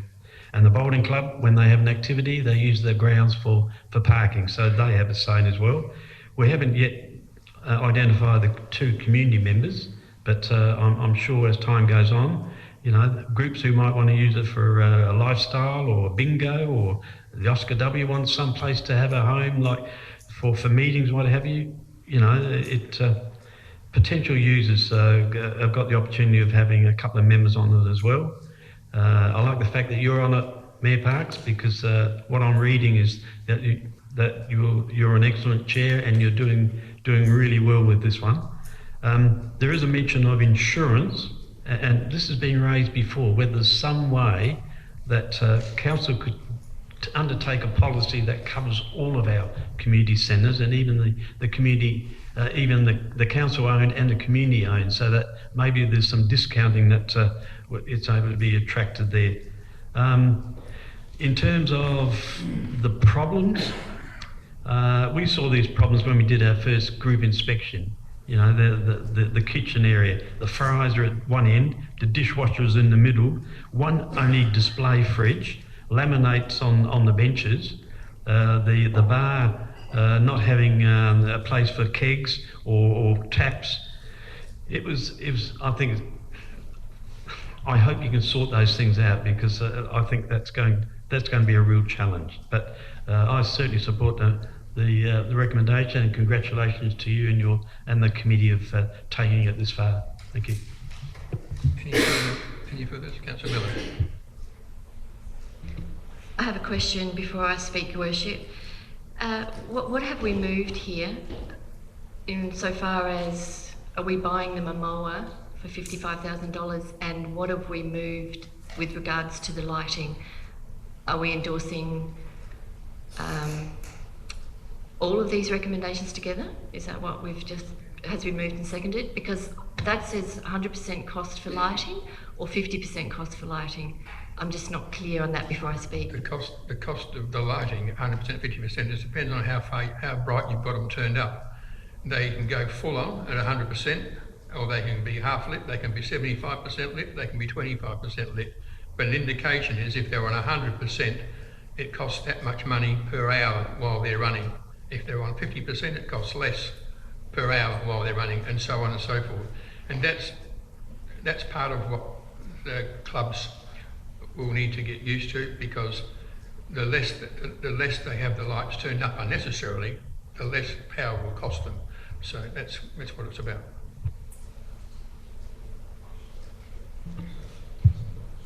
Another question? Yeah. Yes. So is that the lighting numbers, I didn't have time to check, that were put in as full cost recovery for those fees in the last report? Yeah. And so we're buying them a mower, and is that correct, that we're terminating the turf management contract and we are buying them a mower? Or do we own it? Are we procuring it? I'm just not clear on what we've, before I speak, what I've... I could answer it, but I'll let Nigel answer it. Through the chair, at the moment, we have turf management in place over there. We've just got a quote to see how long they need to continue to do that. Their minimum requirement is 6 months. That comes at approximately $33,000 So what motion 3 that says there is subject to negotiation. If the clubs were willing to take it on, we could purchase a mower and it would be cheaper than paying someone else $33,000 over the next 6 months to do it. As the committee is not in place at the moment, it would be a council purchase. We would purchase that and allow them to use it. Once the committee is set up, and once we work out all the finances, bring it back in terms of reference, we'll work out exactly the ongoing ownership for that mower at that stage. All number 3 is asking us to do at the moment is that instead of putting out $33,000 in the next 6 months paying someone else, can we use the funds to purchase a mower, which would then be not only the next 6 months, would be ongoing. So therefore, we'd save at least $55,000 over the next year to do that. Well, minus the cost of the mower. Another question. Question before I speak. I haven't spoken yet. Do we not own a mower? And could a council officer go and mow that lawn, that oval, once a week? Sure. We don't have a turf mower. We've got slashes, front deck slashes. We don't have a mower suitable for turf management. May I speak now, Your Worship? Yesterday, I did send an email as a courtesy asking that we deal with these separately, but that hasn't been accommodated. I'm more than happy with motions 1 and 2. I do think we have to get this sorted, and I'm just not sure how much longer we're going to take to do this, but if you need more time, I don't have an issue with that. What I have an issue with is 3 and 4, and well, actually I don't have an issue with 4 if we're doing full cost recovery, that's fine. So I'm just going to give you an idea of the questions that I asked. The draft proposal that's in attachment 1, if that's what the committee is now going to think that we have no issues with, I would like that made really clear that no feedback has been sought from us on that.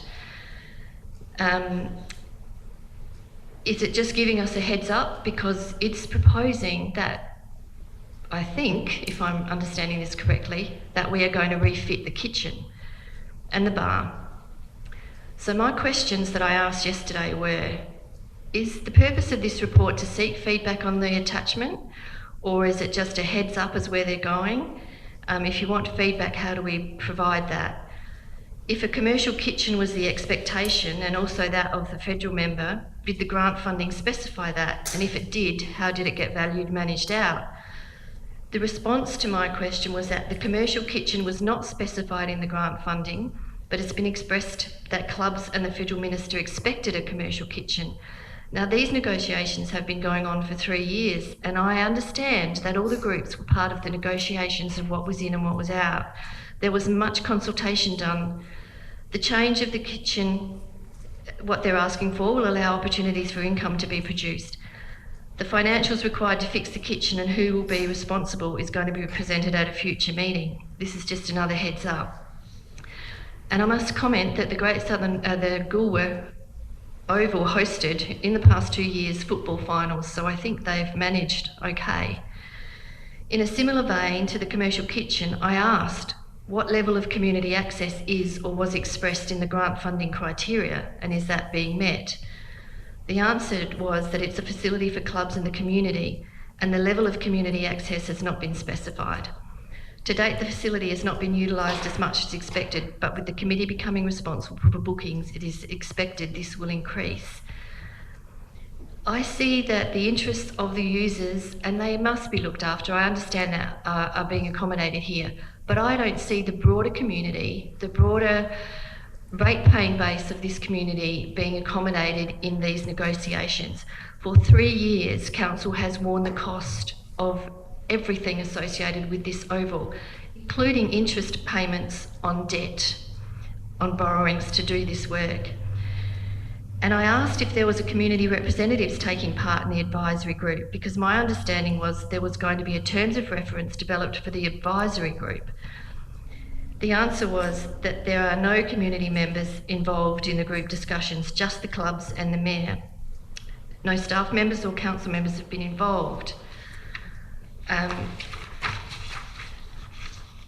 The terms of reference is what is getting worked on and will be presented to council for endorsement.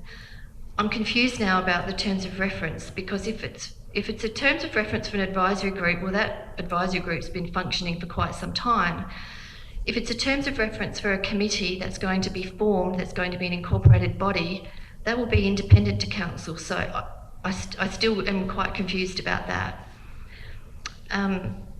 I asked questions previously over 2 council meetings about what financial or in-kind support has been provided to these clubs. We gave the club $10,000 to move so that the building could be renovated. They've not paid anything since November 2021. Someone is wearing these costs, and this must be addressed and it must be worked out soon. In the budget that we took to the community and was voted on, it had $140,000 as operating costs for the Oval with some cost recovery. At the moment, in the June 2023 council meeting, the expenses for the Oval were $163,400, and I acknowledge $55,000 of that was for the turf management contract. It's still a lot of money, and in that draft proposal that was attached, they are proposing no cost recovery for anything prior to the 1st of July this year. Now, if that's what's in the draft and we don't give feedback on that, because I'm sorry, but that's unacceptable to me, but I guess that's a debate to be had at a future council meeting. The Goolwa Oval has been operated and fully funded by council since the 1st of November 2021. And I asked if I was reading correctly that there's zero cost recovery for expenses incurred prior to the 30th of June. So that's the current draft that's before us. The advice to me was that we're not being asked to waive anything because that'll be a future decision. Well, I hope that is a future decision, because I just can't, that doesn't sit well with me. And I would like to put these questions on notice, or at least have them addressed when the report does eventually come back, and feedback given back to the committee or the advisory group, or whatever group that is. This report said that this was not a financial decisions being made here, but recommendations 3 and 4 are financial considerations that have an impact. And we've rolled the lighting fees, which I understand are to go on council's fees and charges register. So that's for the broader community. It's not clear to me who's invoicing the community, how that's going to be managed. And I know that I keep asking questions about this, but there needs to be the broader community interest and equity and fairness to, you know, there's a big advantage being provided to these community groups because they are using an asset that is owned and managed by council. We don't extend that same kind of support to others. So I just ask, please, that I don't mean to push on this, but 3 years is a long time. We're coming up to 1 year being elected, and we're still talking about this. If we pull up stumps and say no more, that's it, then the cricket club will suffer for that. Are we going to get to the end of the cricket season and say, well, now we're going into football season?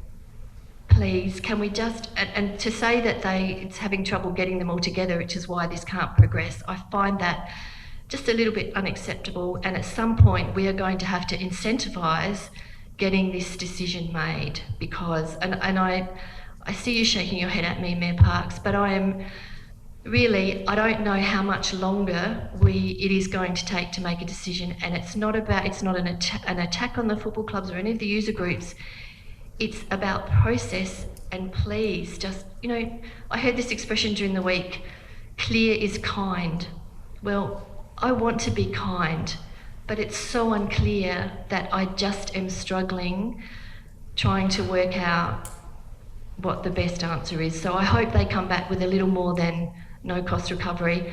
And can you, by the way, upgrade our kitchen, and we'd like the mower that you've bought for us, and give us back the $22,000 that we're holding.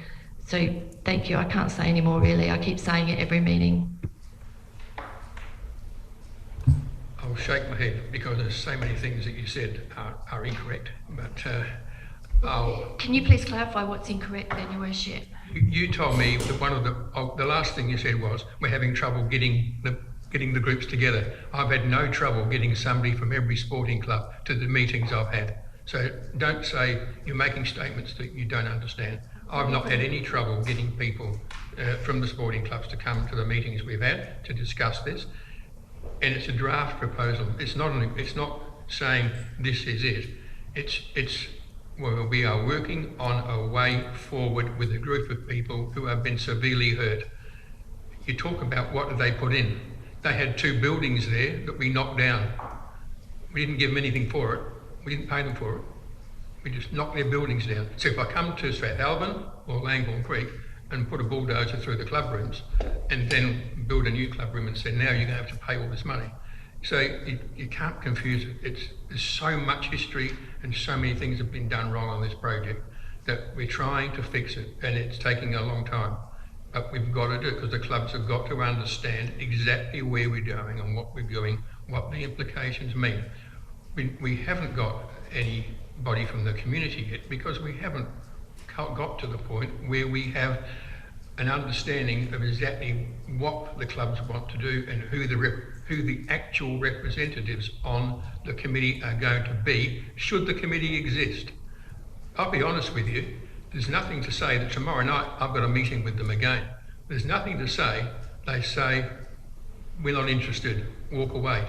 And you can say, council, you're up for $160,000 a year for the rest, and if you don't like it, we're not paying any money, we'll just walk away and play somewhere else.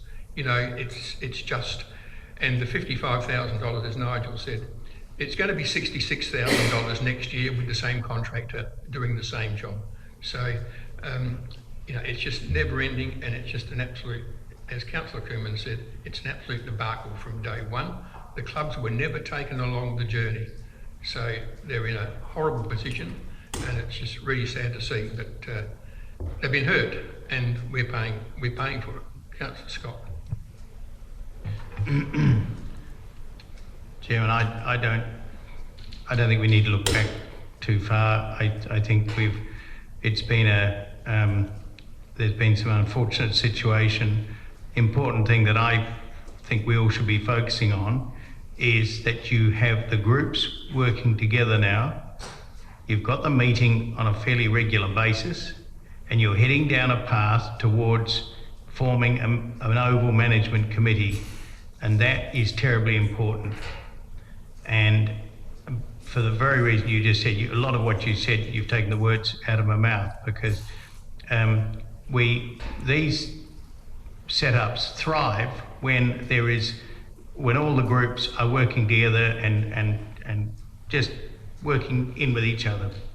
Summer and winter, and it can only, if it's allowed to breathe, it'll grow and be worthwhile for us, I believe. And that's what I think we should be doing. The notion of buying a mower, to me, it is very clearly common sense. Mowers are quite durable.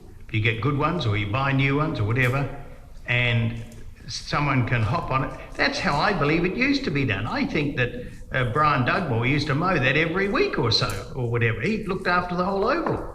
And there's no reason why there can't be a new Brian Dugmore coming up out of the ashes and taking it on and being rewarded by having a nice mower to run round on, and Goolwa looking at its oval and saying, goodness, that looks fantastic. So I think and if you look at number 1, we are endorsing the continued discussions to re-establish the Goolwa Recreation Management Committee. Now, we want that established. So let's just endorse what's going on, support them, encourage them. I had a talk with some of the people from the hockey club so long time ago, and they were pretty distraught that they were virtually homeless. And we want to get people in. They're all our people. We want to get them inside the tent and everybody happy. And that's what I think we should be supporting happening here. And I think that it would have been a difficult job for you as chairing that committee, Mayor, and I think we should be grateful for you getting it this far, because the alternative is them all just running out of the tent and the tent falling in a heap. further? Councillor Livingston. I have two questions before I speak to the motion. In relation to the 55,000 that in the motion is to reallocate the 55,000 to purchase a lawnmower, in the body of the report it reads more as though some of the 55,000 will be spent on the remainder of the contract for the turf manager, and then the remainder, or what is necessary, up to a certain amount for the lawnmower. Is that correct? Through the chair, we're doing several inquiries on this one. Ideally, we'd like to have the management group in place before we'd make such a purchase, but then we're looking at it going, we're probably a couple of months away from establishing that group, and it was a case of, well, could we extend the turf management month by month by month? And they've come back and said, no, actually the minimum we can do is 6 months, and the 6 months would be $33,000. So what this is suggesting now is if we can negotiate with the clubs to get someone to mow it, to hop on our equipment and do it, then that would probably be a more financially prudent decision to make. The costs for the year just gone by was 55,000. Why there's the 33,000 in there is saying, you know, we could give them 33,000 just to continue for another 6 months before we make a decision on the ongoing turf management of it. But when you look at it and go, well, if we just bite the bullet now, it might be even cheaper for the next 6 months as opposed to just extending it for 6 months. I know I'm talking around in circles a little bit, but yeah. Thank you. My second question was in relation to the draft proposal that is an attachment to the agenda. I just want to clarify that Council's not making any comment or endorsing exactly what is in that proposal, but mainly that it is more so concepts that the advisory group are putting forward at this point in time. Through the chair, the mayor and I discussed attaching that one, and we thought we're not making a decision on it, so why should we attach it? But at the same time, we didn't want to get to the chamber and be asked, well, what are some of the discussions? What are some of the points that you're talking about? And so we attached that as a heads up. This is some of the things that have been talked about at the moment, so that you could actually see that we are heading down a journey. We have had lots of points clarified, and this is what's likely to be presented to the council in an upcoming meeting. The way we looked at it is we started with this many issues. We've probably gone down to about that. Some of the questions which the mayor and I are talking about now is nitty-gritty stuff, so we are getting to the pointy end, but we just thought we'd attach it to show some of the discussions but not making any decision on it. Okay. May I speak to it now? Yep. So how I see it, I'm definitely supportive of the motion. I do see that Mayor Parkshaw making progress with the advisory group, and which has come an extremely long way even before this council. There is so much hurt and angst between the clubs, the committees, the members, that I do really see this as progress. We've spent a lot of time talking about the wharf and the amount of money that's spent on the wharf and the infrastructure and the benefits to the community, and also the Goolwa Oval precinct. And I would really love to see, before we make any further decisions in the future as to contributions to the Goolwa Oval precinct, that we as a council do go to the precinct, just as though we did a tour of the wharf, and actually see physically what are the benefits of it, what is not working, just so that we can all have a full understanding of exactly what is going on there before we do make any commitments to financial contributions in the future. But overall, I'm supportive of the progress and I am supportive of this motion. Councillor Maidman. So we've been on that journey. We've looked at in the previous chamber, we looked at the facilities over there, and they're not fit for purpose. I do understand that. There is light at the end of the tunnel here, because you do need to re-establish the Recreation Grounds Management Committee, and that is moving forward. And that is, council should not be running sporting precincts. They don't seem to be doing very good in that space all over the state. You've only got to look at what's happened at other places. Now, I'm very pleased to see that 3 got in here, because turf mowers do not grow on trees. They're very rare items, and they're very expensive items, and they do a specific job. And when you look through the Urbans contract, the people that have got this contract for turf management, 33,000 for 6 months, 13,000 of that is travelling from their base at Kilburn. So really, if you got a volunteer, you could pay that person 20,000, and you'd be way in front on turf management, and you'd be keeping your money in the local community. You'd be reducing your carbon footprint, because you don't have to travel all that way from Kilburn to here with towing a tractor, a turf mower. And so I think this is progressing, albeit probably not at a fast pace that others might expect.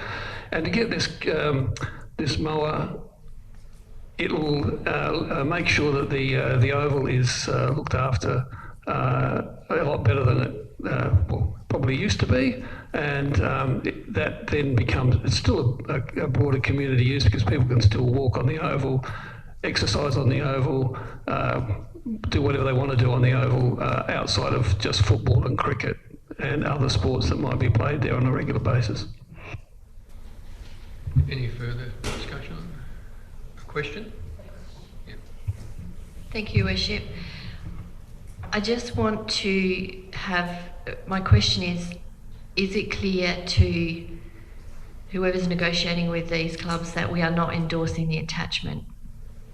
It's just, there's no mention of it in the motion, so before I can vote on this, I need to understand that attachment, by us we're not endorsing that, yes, keep going with that attachment, what the principles in that attachment. Can that be clarified for me, please? It's quite clear. It's clear in the motion. There's no reference at all to the attachment. The attachment is just there for information.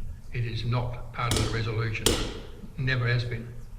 It's a long way to go before a recommendation will come to council that the clubs have endorsed where to move forward with the proper structure. And for what it's worth, I've already got one person put his hand up who used to mow the oval and said, I'll mow it a day a week. And it needs to be mowed twice a week at the moment. So that's without even asking really around. I just bumped into him on Friday night and asked me how it was going. So any further discussion? Councillor Gardner, do you wish to close the debate? I think it's all been said, Your Worship. That closes the discussion, so I'll put the recommendation. All those in favour? Against? It's carried unanimously. So we move on to 8.4, which is an update regarding the renaming of the Goolwa Sports Stadium, and there's a recommendation there with 2 dot points. Move, Councillor Scott. Seconder, Councillor Nicholson. Any discussion? Councillor Miller. Only to say, Your Worship, I'm absolutely delighted to see this process being undertaken. It'll be a wonderful gift for this family. Thank you. Any further discussion? No, so I'll put the recommendation. All those in favour? Against? It's carried unanimously. 8.5 is the Milang Local Heritage Code Amendment, and there's a recommendation there in front of you. Move, Councillor Maidment. Seconder, Councillor Oliver. Any discussion? It's quite a substantial piece of work. No? I'll put the recommendation. All those in favour? Against? It's carried unanimously.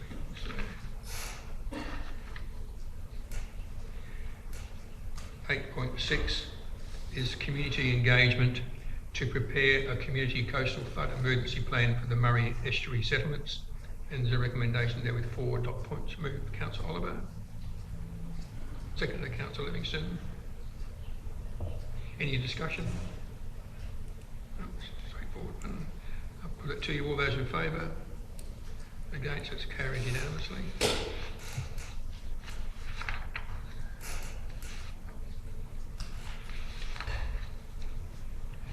.7 is the Community Donation Program Quarterly Report, and there's a recommendation there with dot points 1 and 2 with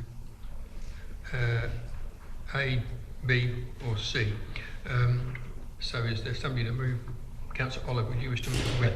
Thank you. Yes, 2A, please. And number 1, of course, yeah.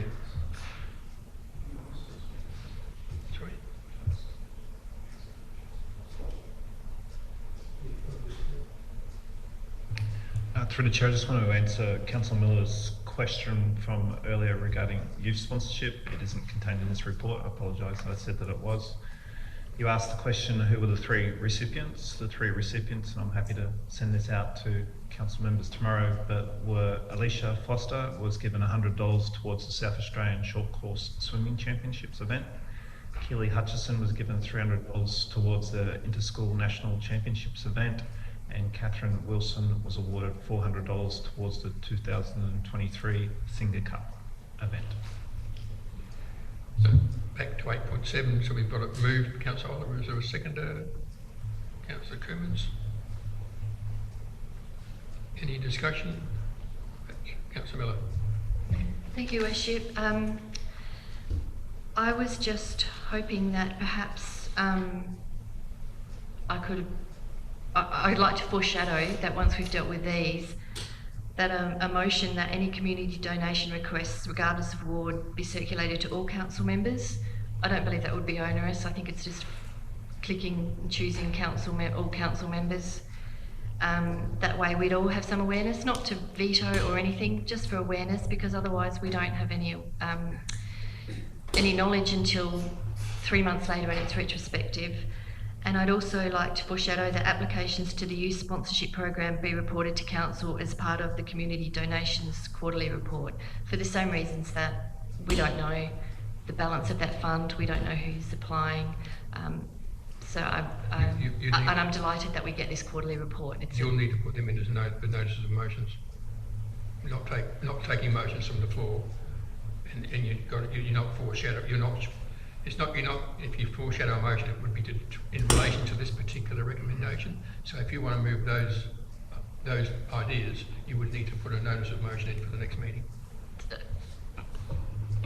Just a point of order, Worship. I understood that I could propose a motion without notice at any point. It's up to you to accept it or not, and I'm taking it that you're not. We don't accept motions from the floor. So is there any further discussion? If not, I'll put the recommendation. All those in favour? Against? It's carried unanimously. 8.8 is the proposed 2023-2024 grant recipients. They're the Business Initiatives Grant, the Community and Environment Grant, and the Community and Wellbeing Grant. And there's a recommendation with 4 dot points which lists all the recommended recipients. Move, Councillor Coomans. If I can just say a couple of words, I'm on the, I was on the Business and also the Environment Grant Committees, and I think the process we went through was excellent. There was sort of each member had a vote on each of the applications, and then we came together and discussed them. We looked at some possibilities of perhaps spreading the grants where we could, and we did a little bit of that, but basically we were fairly well in unison in terms of where our thinking was, and the ones that are nominated for funding is unanimously recommended by the members of the 2 committees. The wellbeing, I'm not sure. I think Councillor Gardner was on that one. Do we have a seconder? Councillor Gardner? Any discussion? Questions? Not. I'll put the recommendation. All those in favour? Against? It's carried unanimously.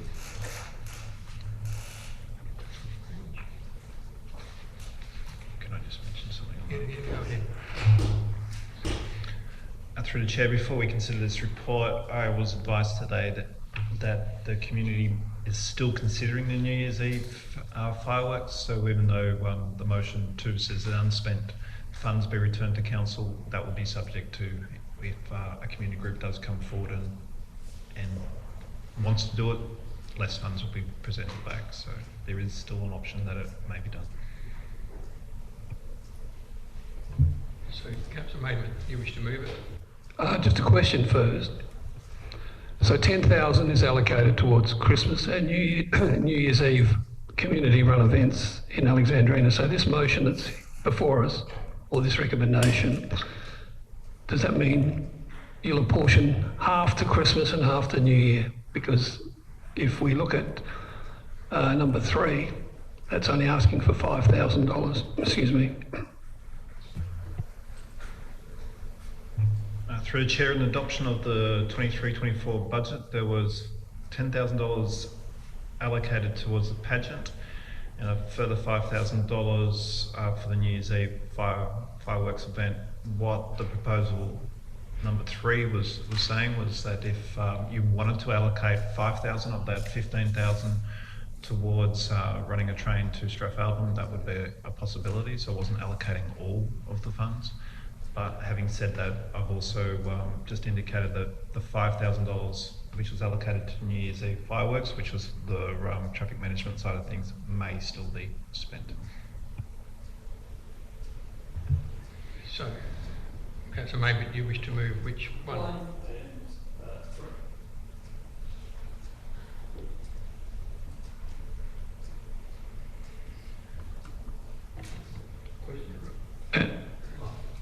Three? So you want to speak to it? Yeah, I'll do that right now. Okay. We'd love to see the people of Goolwa up at Strathalbyn for this particular event.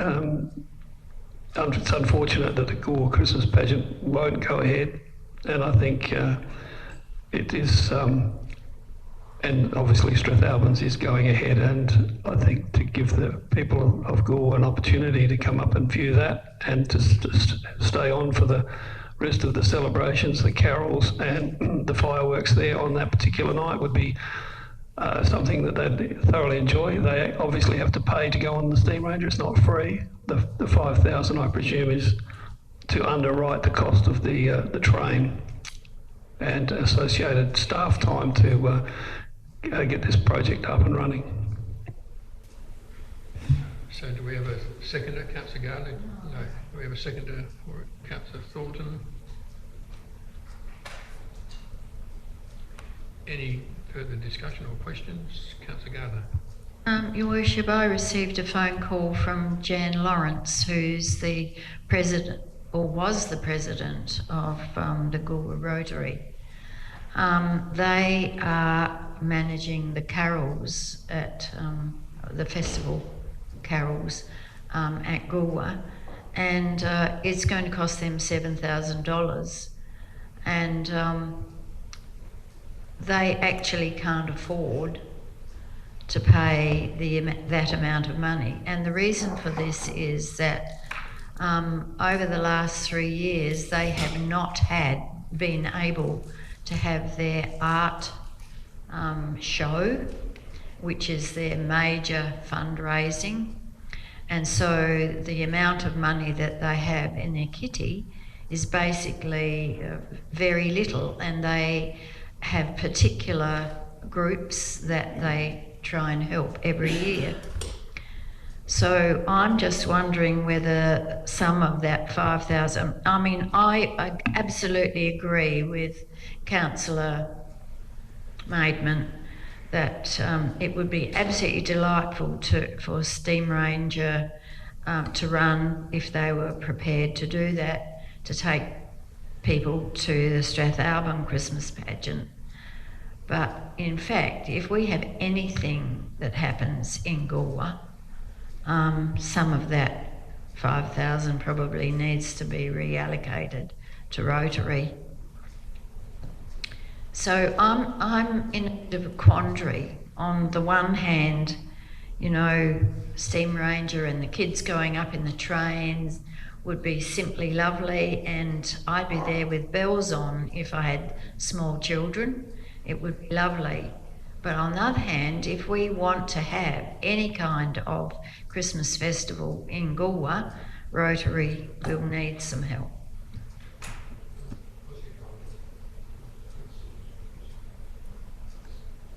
Councillor Nicholson. Thank you. I think I agree. I think $5,000 towards the Steam Ranger to get Gore families and people from this area to Strathalbyn is a fantastic idea. I do believe there are other initiatives in the pipeline. Councillor Gardner has mentioned one. I'm aware of a couple in Port Elliot, one called the Port Elliot Christmas Upwelling, which is a celebration of the beginning of the Christmas season. I think it's a great idea. There's also a Port Elliot Christmas Market initiative, which I know is underway. So I would like to ask my colleagues here in the chamber to consider voting against this motion as it is, and I'd like to foreshadow another motion where we put 5K to the Steam Ranger and put up the rest of the unspent funds for community submissions this year. Thank you.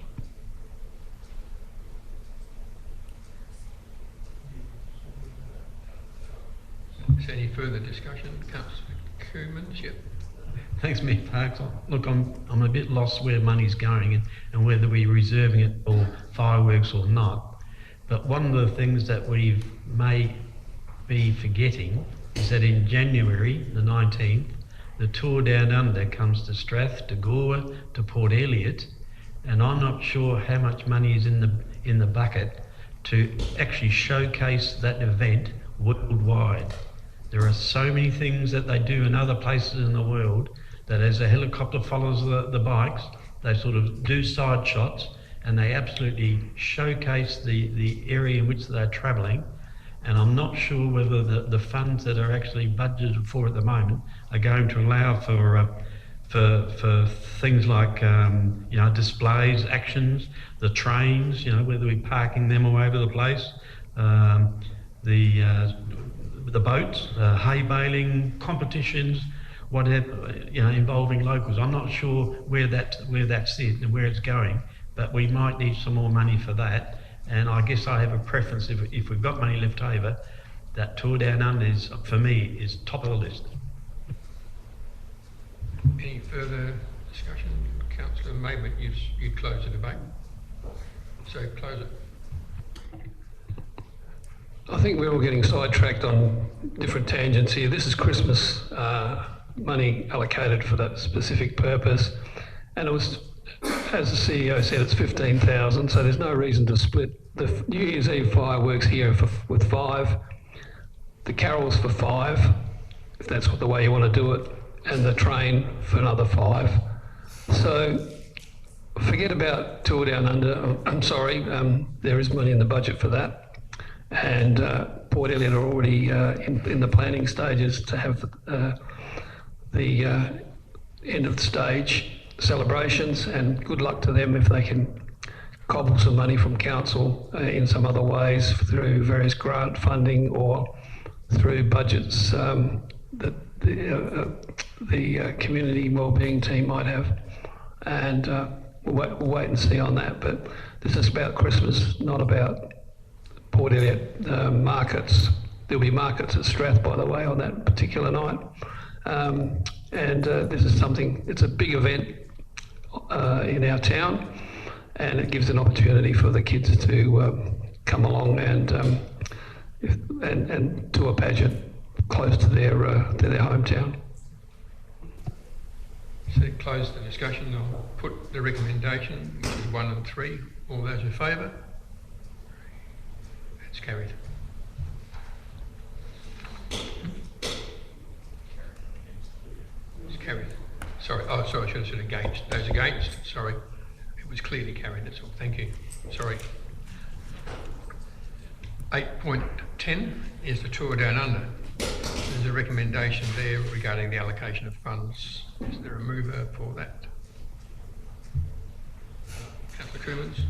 Look, I'm happy to move it, but my obvious question is that enough to do the tour justice?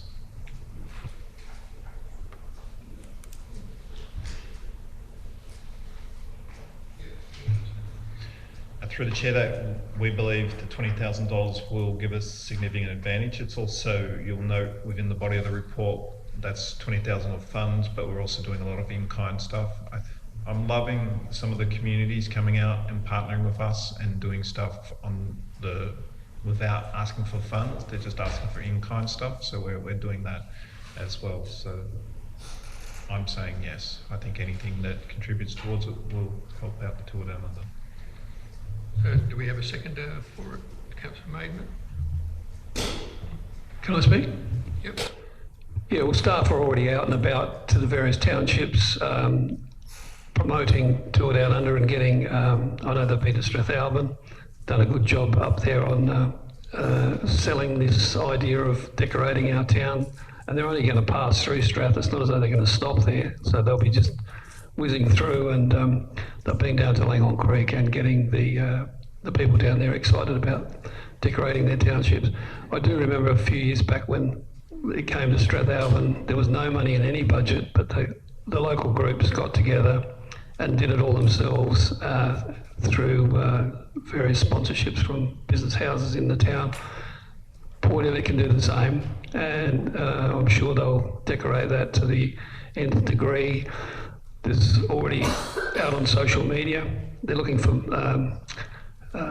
old bicycles that they're going to paint in these various colours. So if you want to dig yours out, Bill, and donate it to the, Councillor Coomans, and donate it to the cause, and you can be up in lights all over the world.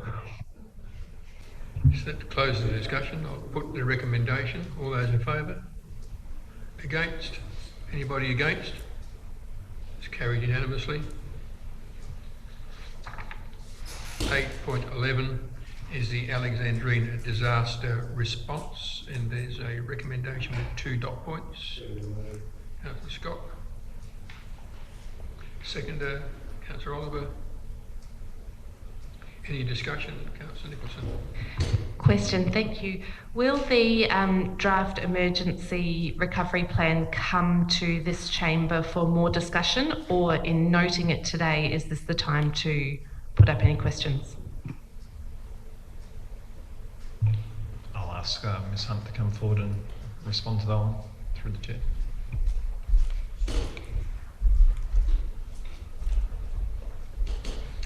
Through the chair, typically the operational ones like this do not come. They go to Council's executive, but I don't think administration would have a problem if Council want to request that.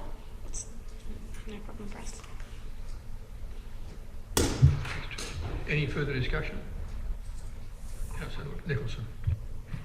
Thank you. I just wanted to acknowledge the amount of work that's gone into that draft emergency recovery plan and review of the other documents. I think this is great. I think it's really timely, and I hope very comforting for our communities across Alexandrina in seeing how Council is supporting our communities in disaster preparedness and recovery and response. I do look forward to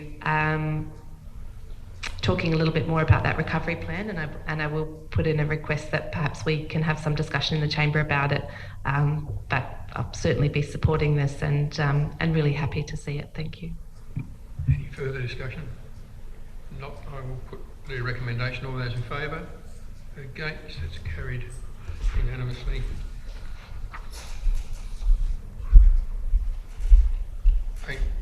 8.12 is the lease and licence policy activities for July to September 2023, a quarterly report. There's a recommendation there that we receive and note the report. Move Councillor Oliver. Seconder, Councillor Gardner. Any discussion? I'll put the recommendation. All those in favour? Against? It's carried unanimously.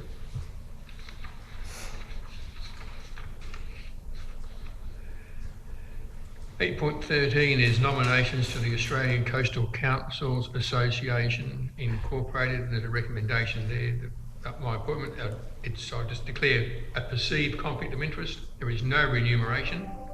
I won't get involved in the debate, and of course I won't vote. I won't vote even if Councillor Scott doesn't come back and it's a tie. But I'll leave it up to you. Councillor Miller, do you wish to move it? Yes, Your Worship. I think that you are marvellous. I think you are a marvellous appointment for this. So yes, I'm very happy to support it. Thank you. And move it. Is there a seconder? Oliver. Sorry. Any discussion or questions about that? No, so I'll put the recommendation. All those in favour? Against? It's carried unanimously. I might add, it's only that I put my name up. There are other councils. I think there are about 5 councils now, members in South Australia, so there's only 2 positions, so you never know. One of the other councils might get up, see who else. Usually it's somebody from here, and either Victor Harbour or Paringa, but we'll find out. 8.14 is the appointment of a Deputy Mayor from the 1st of December 2023. I'll just get Nigel to speak about the process of doing this first. Through the Chair, there is a process in our guidelines for doing this. First of all, it would be that the presiding member would call for a short-term suspension and then call for nominations. If there's more than one nomination, we'll go to a indicative vote through handing out the pieces of paper to write on, and then it's a first past the post would be put into the resolution for council to be voted on. I'll do it in step by step, but the first step is for the mayor to seek to go into short-term suspension. As soon as we've done the indicative vote, we'll come back out of short-term suspension before we'll announce who the indicative vote is, and then Tanya will put that into the resolution, and then we'll come out and vote upon it. Righto. So first thing is to have a short-term suspension of meeting procedure. All in favour? Anybody against? No. So we are in that position now. So the next thing is to seek any nominations for Councillor Miller. I'd like to nominate Councillor Gardner. So Gardner's happy to accept that. Any other nominations? Councillor Coomans. I'm going to nominate myself for another year. I think, and there is an opportunity for each candidate to say a few words, so when that time comes I'll say a few words about it. But I think I'd like to do it for one more year. So are there any other nominations? Councillor Nicholson. Thank you. I think we're lucky to have a number of candidates. I'd like to nominate Councillor Oliver. I think it's fabulous to share this role around, and that we get a choice tonight, and I hope, for years to come. Thank you. You happy to accept it? Yeah. Are there any others? So, yeah. So as Nigel said, now we'll go Councillor Gardner first, followed by Councillor Coomans, followed by Councillor Oliver. Just 3 minutes, up to 3 minutes maximum, to let us know why you think you ought to be supported. Thank you.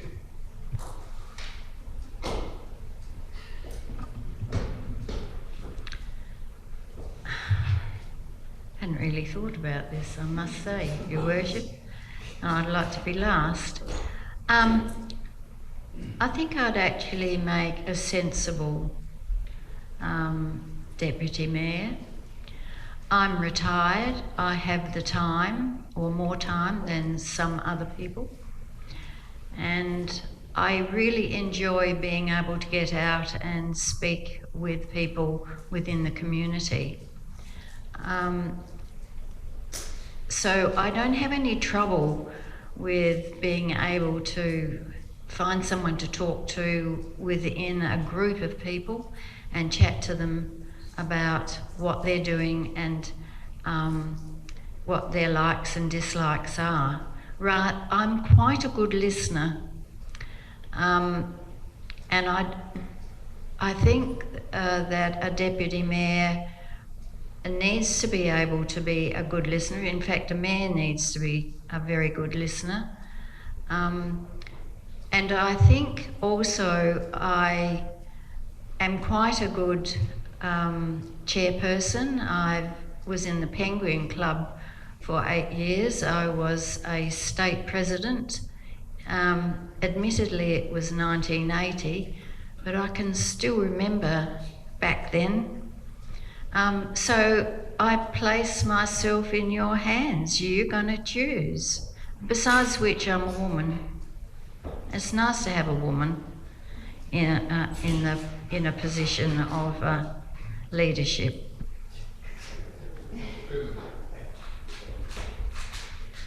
Thanks, Mayor Parks. Just about my last 12 months, or 11 months, it'll be 12 by the end of November.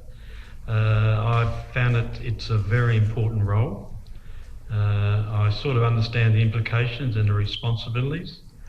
And I guess my year has been, I presided over a council meeting, certainly had some challenges that night, but I think I did okay.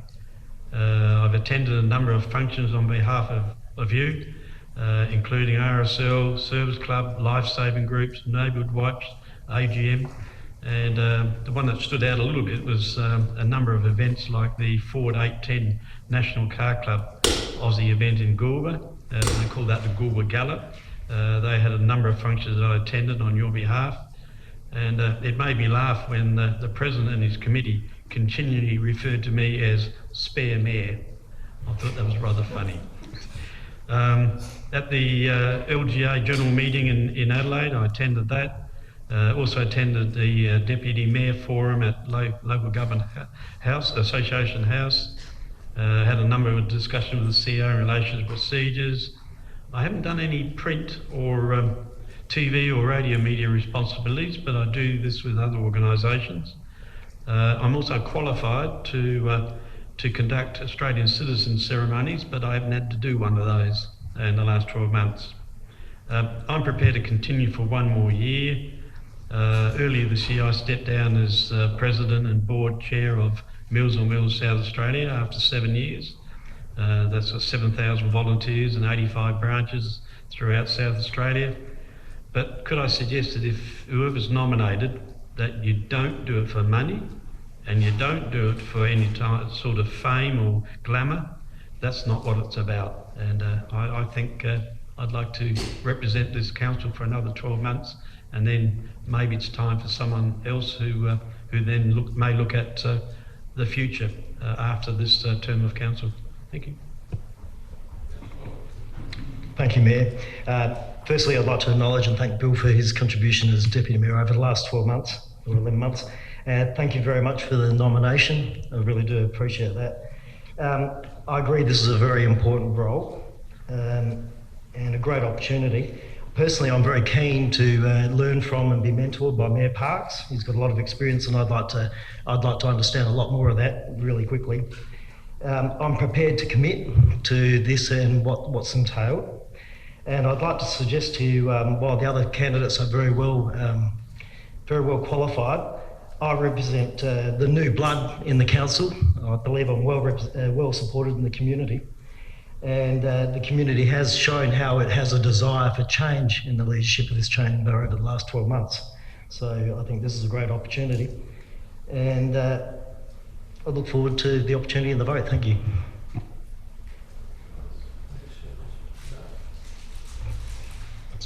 That's correct, yeah. The next step is the ballot. So we're going to hand out a card to all 10 members, including the Mayor. It's just an indicative vote. It's just put one name and one name only onto the paper.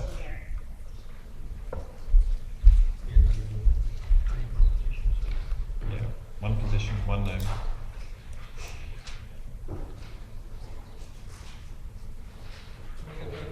You do get a vote. An indicative vote.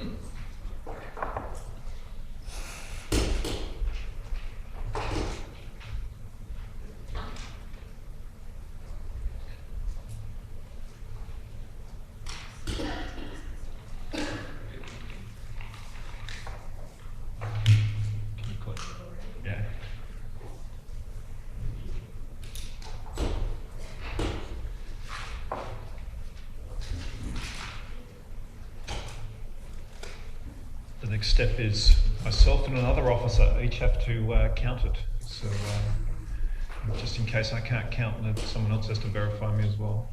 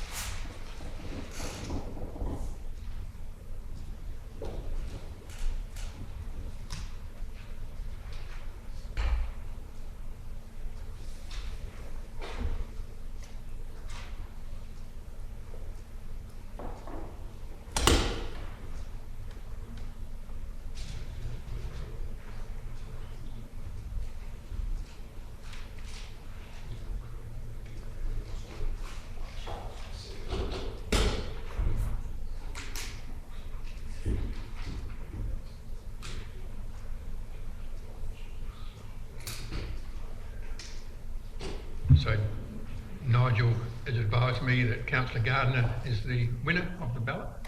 So congratulations. So now we move out of informal meeting procedure, move back into meeting procedure. All those in favour? Against? That's carried unanimously. So now we need to do the vote. Right? We've done the vote, so now we have to put the motion. So I think Councillor Gardner has to leave while we do the motion. You've got a conflict of interest now because... I'm quite happy not to vote. But you have to leave the room because we might talk about you. Mayor Parks, do we need to put in the end date?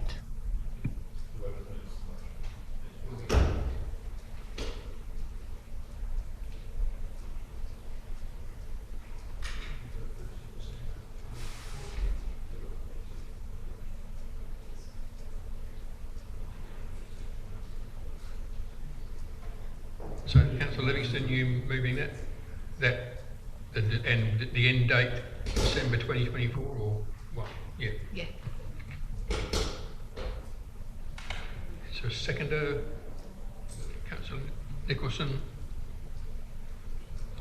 So, any discussion? Good choice. Councillor Nicholson, go. Just before we do vote, I too would like to thank Councillor Cubans for your service as Deputy Mayor over the last 12 months. I'm sure it is a very much a significant commitment and I think you've done really well. Thank you. I agree. I support that comment and it's good that it's nice that Councillor Oliver's prepared to stand as well. It's good that people are interested and I think it's nice. So if there's no other discussion, I'll put the recommendation. All those in favour? Against? It's carried unanimously. So if we could get Councillor Gardner back, please.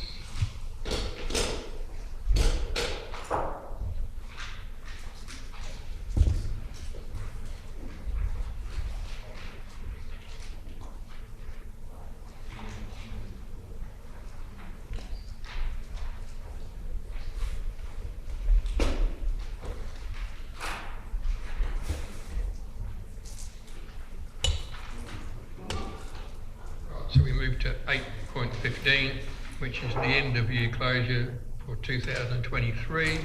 There's a recommendation there with 2 dot points. Move Councillor Livingston. Seconder, Councillor Maidman. Any discussion?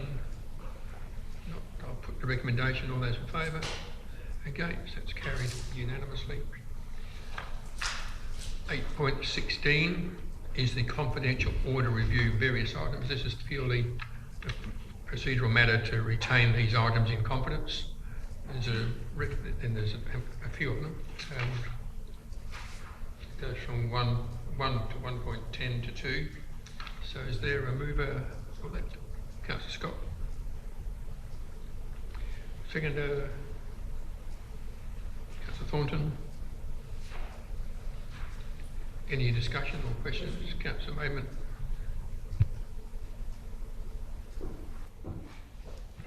$1.7 Strathalbyn Opportunity Shop Confidential. Why is that still in there? Because that's been closed out.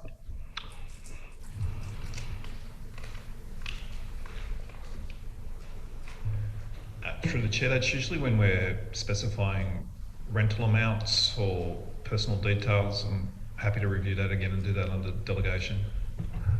Just for background, that was a application by them to obtain a loan from council probably 3 years ago now. Council declined to do that, so they don't need the loan. They'll be paying cash for the property that they're purchasing.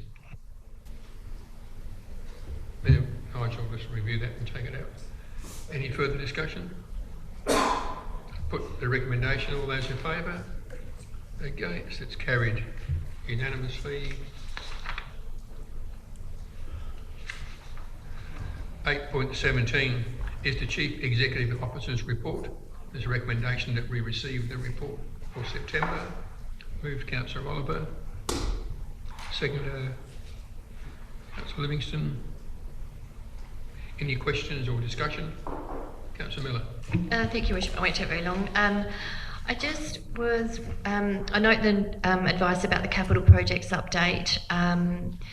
I just wondered if there are any emerging issues that we could have a verbal report on, or any projects that are at risk. Through the chair, I don't think any are at risk at the moment. I know the wharf is something that we're continually looking at and on top of. It was heartening to see a crane down there today lifting things around, and a lot of action down there occurring. I know of the beach, Mr. Baker was explaining what we're having to look at in there at the moment. If there's anything that needs to be brought to your attention, I will do that. Any further questions, discussion? No, I'll put the recommendation. All those in favour? Against? That's carried unanimously. 9.1, or 9 is Section 41 Committees and Advisory Panels, Minutes and Reports. 9.1 is the minutes from the Section 41 Committee of the CEO Performance Management Panel. That's meeting on the 3rd of October 2023. And so recommendation that we receive and note those minutes. Moved Councillor Maidment. Seconder, Councillor Miller. Any discussion or questions? No, I'll put the recommendation. All those in favour? Against? It's carried unanimously. 9.2 is the minutes from the Alexandrina Sustainable Agriculture Roundtable, ASART, 25th of July 2023.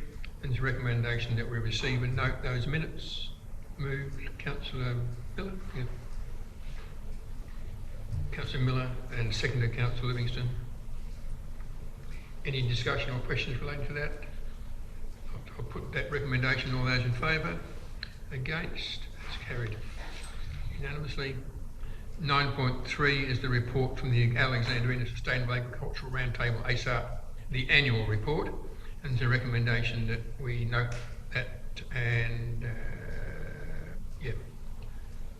Trying to move Councillor Miller. Can I just make a comment, Your Worship? Just that the ASART will actually be endorsing that tomorrow night. There's a meeting of ASART, so it's just not been through them just yet. Is there a seconder? Councillor Nicholson. Any discussion? Not. I'll put the recommendation. All those in favour? Against? It's carried unanimously. 9.4 is the minutes from the Section 41 Committee, the Heritage Advisory Committee of the 30th of August 2023. The recommendation that we receive and note those minutes. Moved Councillor Gardner. Seconded, Councillor Maidment. Any discussion or questions? I'll put the recommendation. All those in favour? Against? That is carried unanimously. 9.5 is the report from the Section 41 Committee, the Heritage Advisory Committee, regarding the Currency Creek Bridge interpretive sign. The recommendations there are 1 and 2, so the recommendations of the committee and the officers will treat them as one. So is there a mover for that? Councillor Nicholson, seconded Councillor Gardner. Any discussion or questions? If not, I'll put the recommendations. All those in favour? Against? That's carried unanimously. 9.6 is a report from the Section 41 Committee, Heritage Advisory Committee, additional road names for the pre-approved road names list. And there's a recommendation there from the committee and the officers. Is there a mover for that? Move, Councillor Maidment. Is there a seconder? Councillor Gardner. Any discussion? Councillor Scott. Just briefly, Hornsby, I think I'm right in saying that Mrs. Hornsby owned the two-storey place on Waterport Road on the right-hand side. That's now a health place or something, whatever it is. So I think I'm right in saying that it's not only confined to Hindmarsh Island. We don't know, it doesn't matter. It's in there. You can't spread it. It was a bit of historical information. You can't spread it like Vegemite. It's in one place or another. It just goes. So, is there any other discussion? I think I'm just disappointed. I see there's a McHugh Road. I haven't seen a Parks one yet. You're still alive. I've got a town named after me. You're still alive. Your Worship, we're waiting until you. We're waiting until you pass. So I passed, yeah, all right. Is there any further discussion or questions? Councillor Scott, your microphone. Sorry. So I put the recommendations. All those in favour? Against? That's carried unanimously. 9.7 is the minutes from the Section 41 Committee, Cemeteries Advisory Committee, 7th of September 2023. There's a recommendation that we receive a note. Councillor Maidment. Seconder, Councillor Miller. Any discussion? I'll put the recommendation. All those in favour? Against? That's carried unanimously. 9.8 is a report from the Section 41 Committee, the Cemeteries Advisory Committee, the Cemetery Policy and Cemetery Management Guidelines. And there's a recommendation from the committee and administration. Move, Councillor Miller. Seconded, Councillor Scott. Any discussion? Councillor Miller. Just quickly, I'm really pleased to see the development of these community memorials policy. I used this expression earlier, but clear is kind, and I think having a clear position around sensitive things like this is really valuable for our community. I did actually notice there was a request about a joint venture for a cemetery at Port Elliot. I just Yes. I just wondered about what that was all about. Some time ago, Victor Harbour Council, which wanted to do a deal with us and purchase or lease some land in Port Elliot, did have a joint cemetery with us, and we voted against it. Any further questions or discussion? I'll put the recommendation. All those in favour? Against? That's carried unanimously. 10 is council members' report. 10.1 is the presiding members' report. So that's my report for September 2023. Recommendation that be received. Move, Councillor Oliver. Second, Councillor Thornton. Any questions or discussion? No, that's good. I'll put the recommendation. All those in favour? Against? It's carried unanimously. 10.2 is a leave request. Councillor Gardner taking a few days off on leave. There's a recommendation that be granted. Is there a mover for that? Move, Councillor Maidment. Seconder, Councillor. Seconder? Sorry, Councillor Scott. Any discussion? No, you can't ask where she's going. But no. All those in favour? Against? It's carried unanimously. 11. Any verbal updates? Councillor Miller. Thank you, Worship. I just wanted to, on the 8th of October, I attended the opening of the Bowls Club at Strathalbyn on your behalf. And that was for their season launch and the mural celebration. And they expressed, which I just wanted to pass on, their gratitude for council support. The mural, if you haven't seen it, is absolutely amazing. It was done by Chad, whose name? Spencer. And they acknowledged Chad and the work of Leah, her support. And it really is a creative and relatable record of their history. And it's beautiful. I also attended the Serenity Open Garden that same weekend, and the Lions Club had their van there, and they expressly asked that I pass on their gratitude for the AED, the support from council for their AED signs that they put out. They're very appreciative of that. And I did also attend the AGM of the Langon Creek Wine Region. That's why I wasn't here for a briefing in September. But any further updates? Councillor Livingston. The only thing that I wanted to note was that Michael Scott and I went for a little bit of a road trip to Murray Bridge and attended the Murray-Darling Association conference.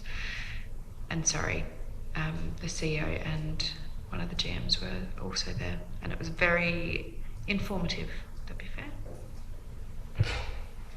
Any further? Councillor Kermans. Yeah, just a quick one, I think. In relation to the Oscar W, they attended last Monday's information session and did a 30-minute presentation. I attended their regular meeting last Friday, and they were very thankful for the great reception they received from the elected body and on their proposals. They've also acknowledged that 14 new members have attended this meeting. They are very excited, positively motivated, enthusiastic to be working with council, staff and the consultants on achieving what would be an excellent attraction for the locals and for the tourism in general. So they'd just like to say thank you, and they're looking forward to a fantastic working relationship. Thank you. Any others? I just want to let you know, I went to a function yesterday afternoon, the Australian Caravan Club having their annual muster here in Goolwa. So there's 108 caravans and motorhomes. They'll all be leaving next Sunday, so look out for them on the road, all those caravans. But there's nearly 280 people staying in the caravan park here.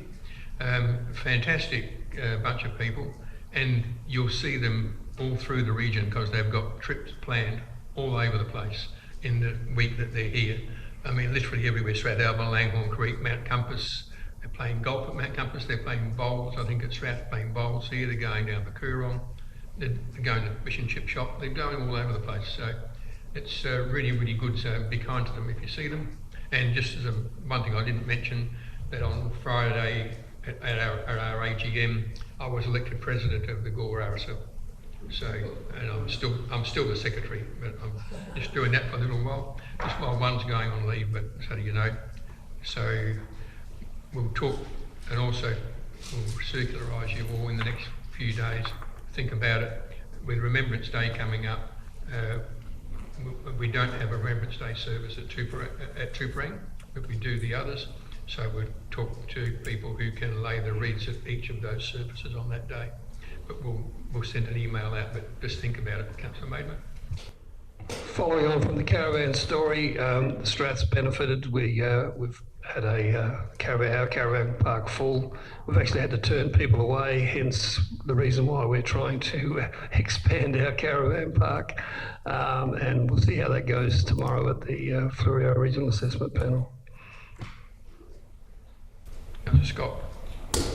Just very briefly mention that last weekend we had the Port Elliot show, which could well be one of the biggest on record. Fantastic. Highly successful, no results yet, but it wouldn't surprise me if it's heading towards a 12,000 attendance. and over 2 days. So, and also the Strathalbyn show the week before, which was pretty good, but different, but good. Very good. Okay, so that's it. We'll now go into confidential items.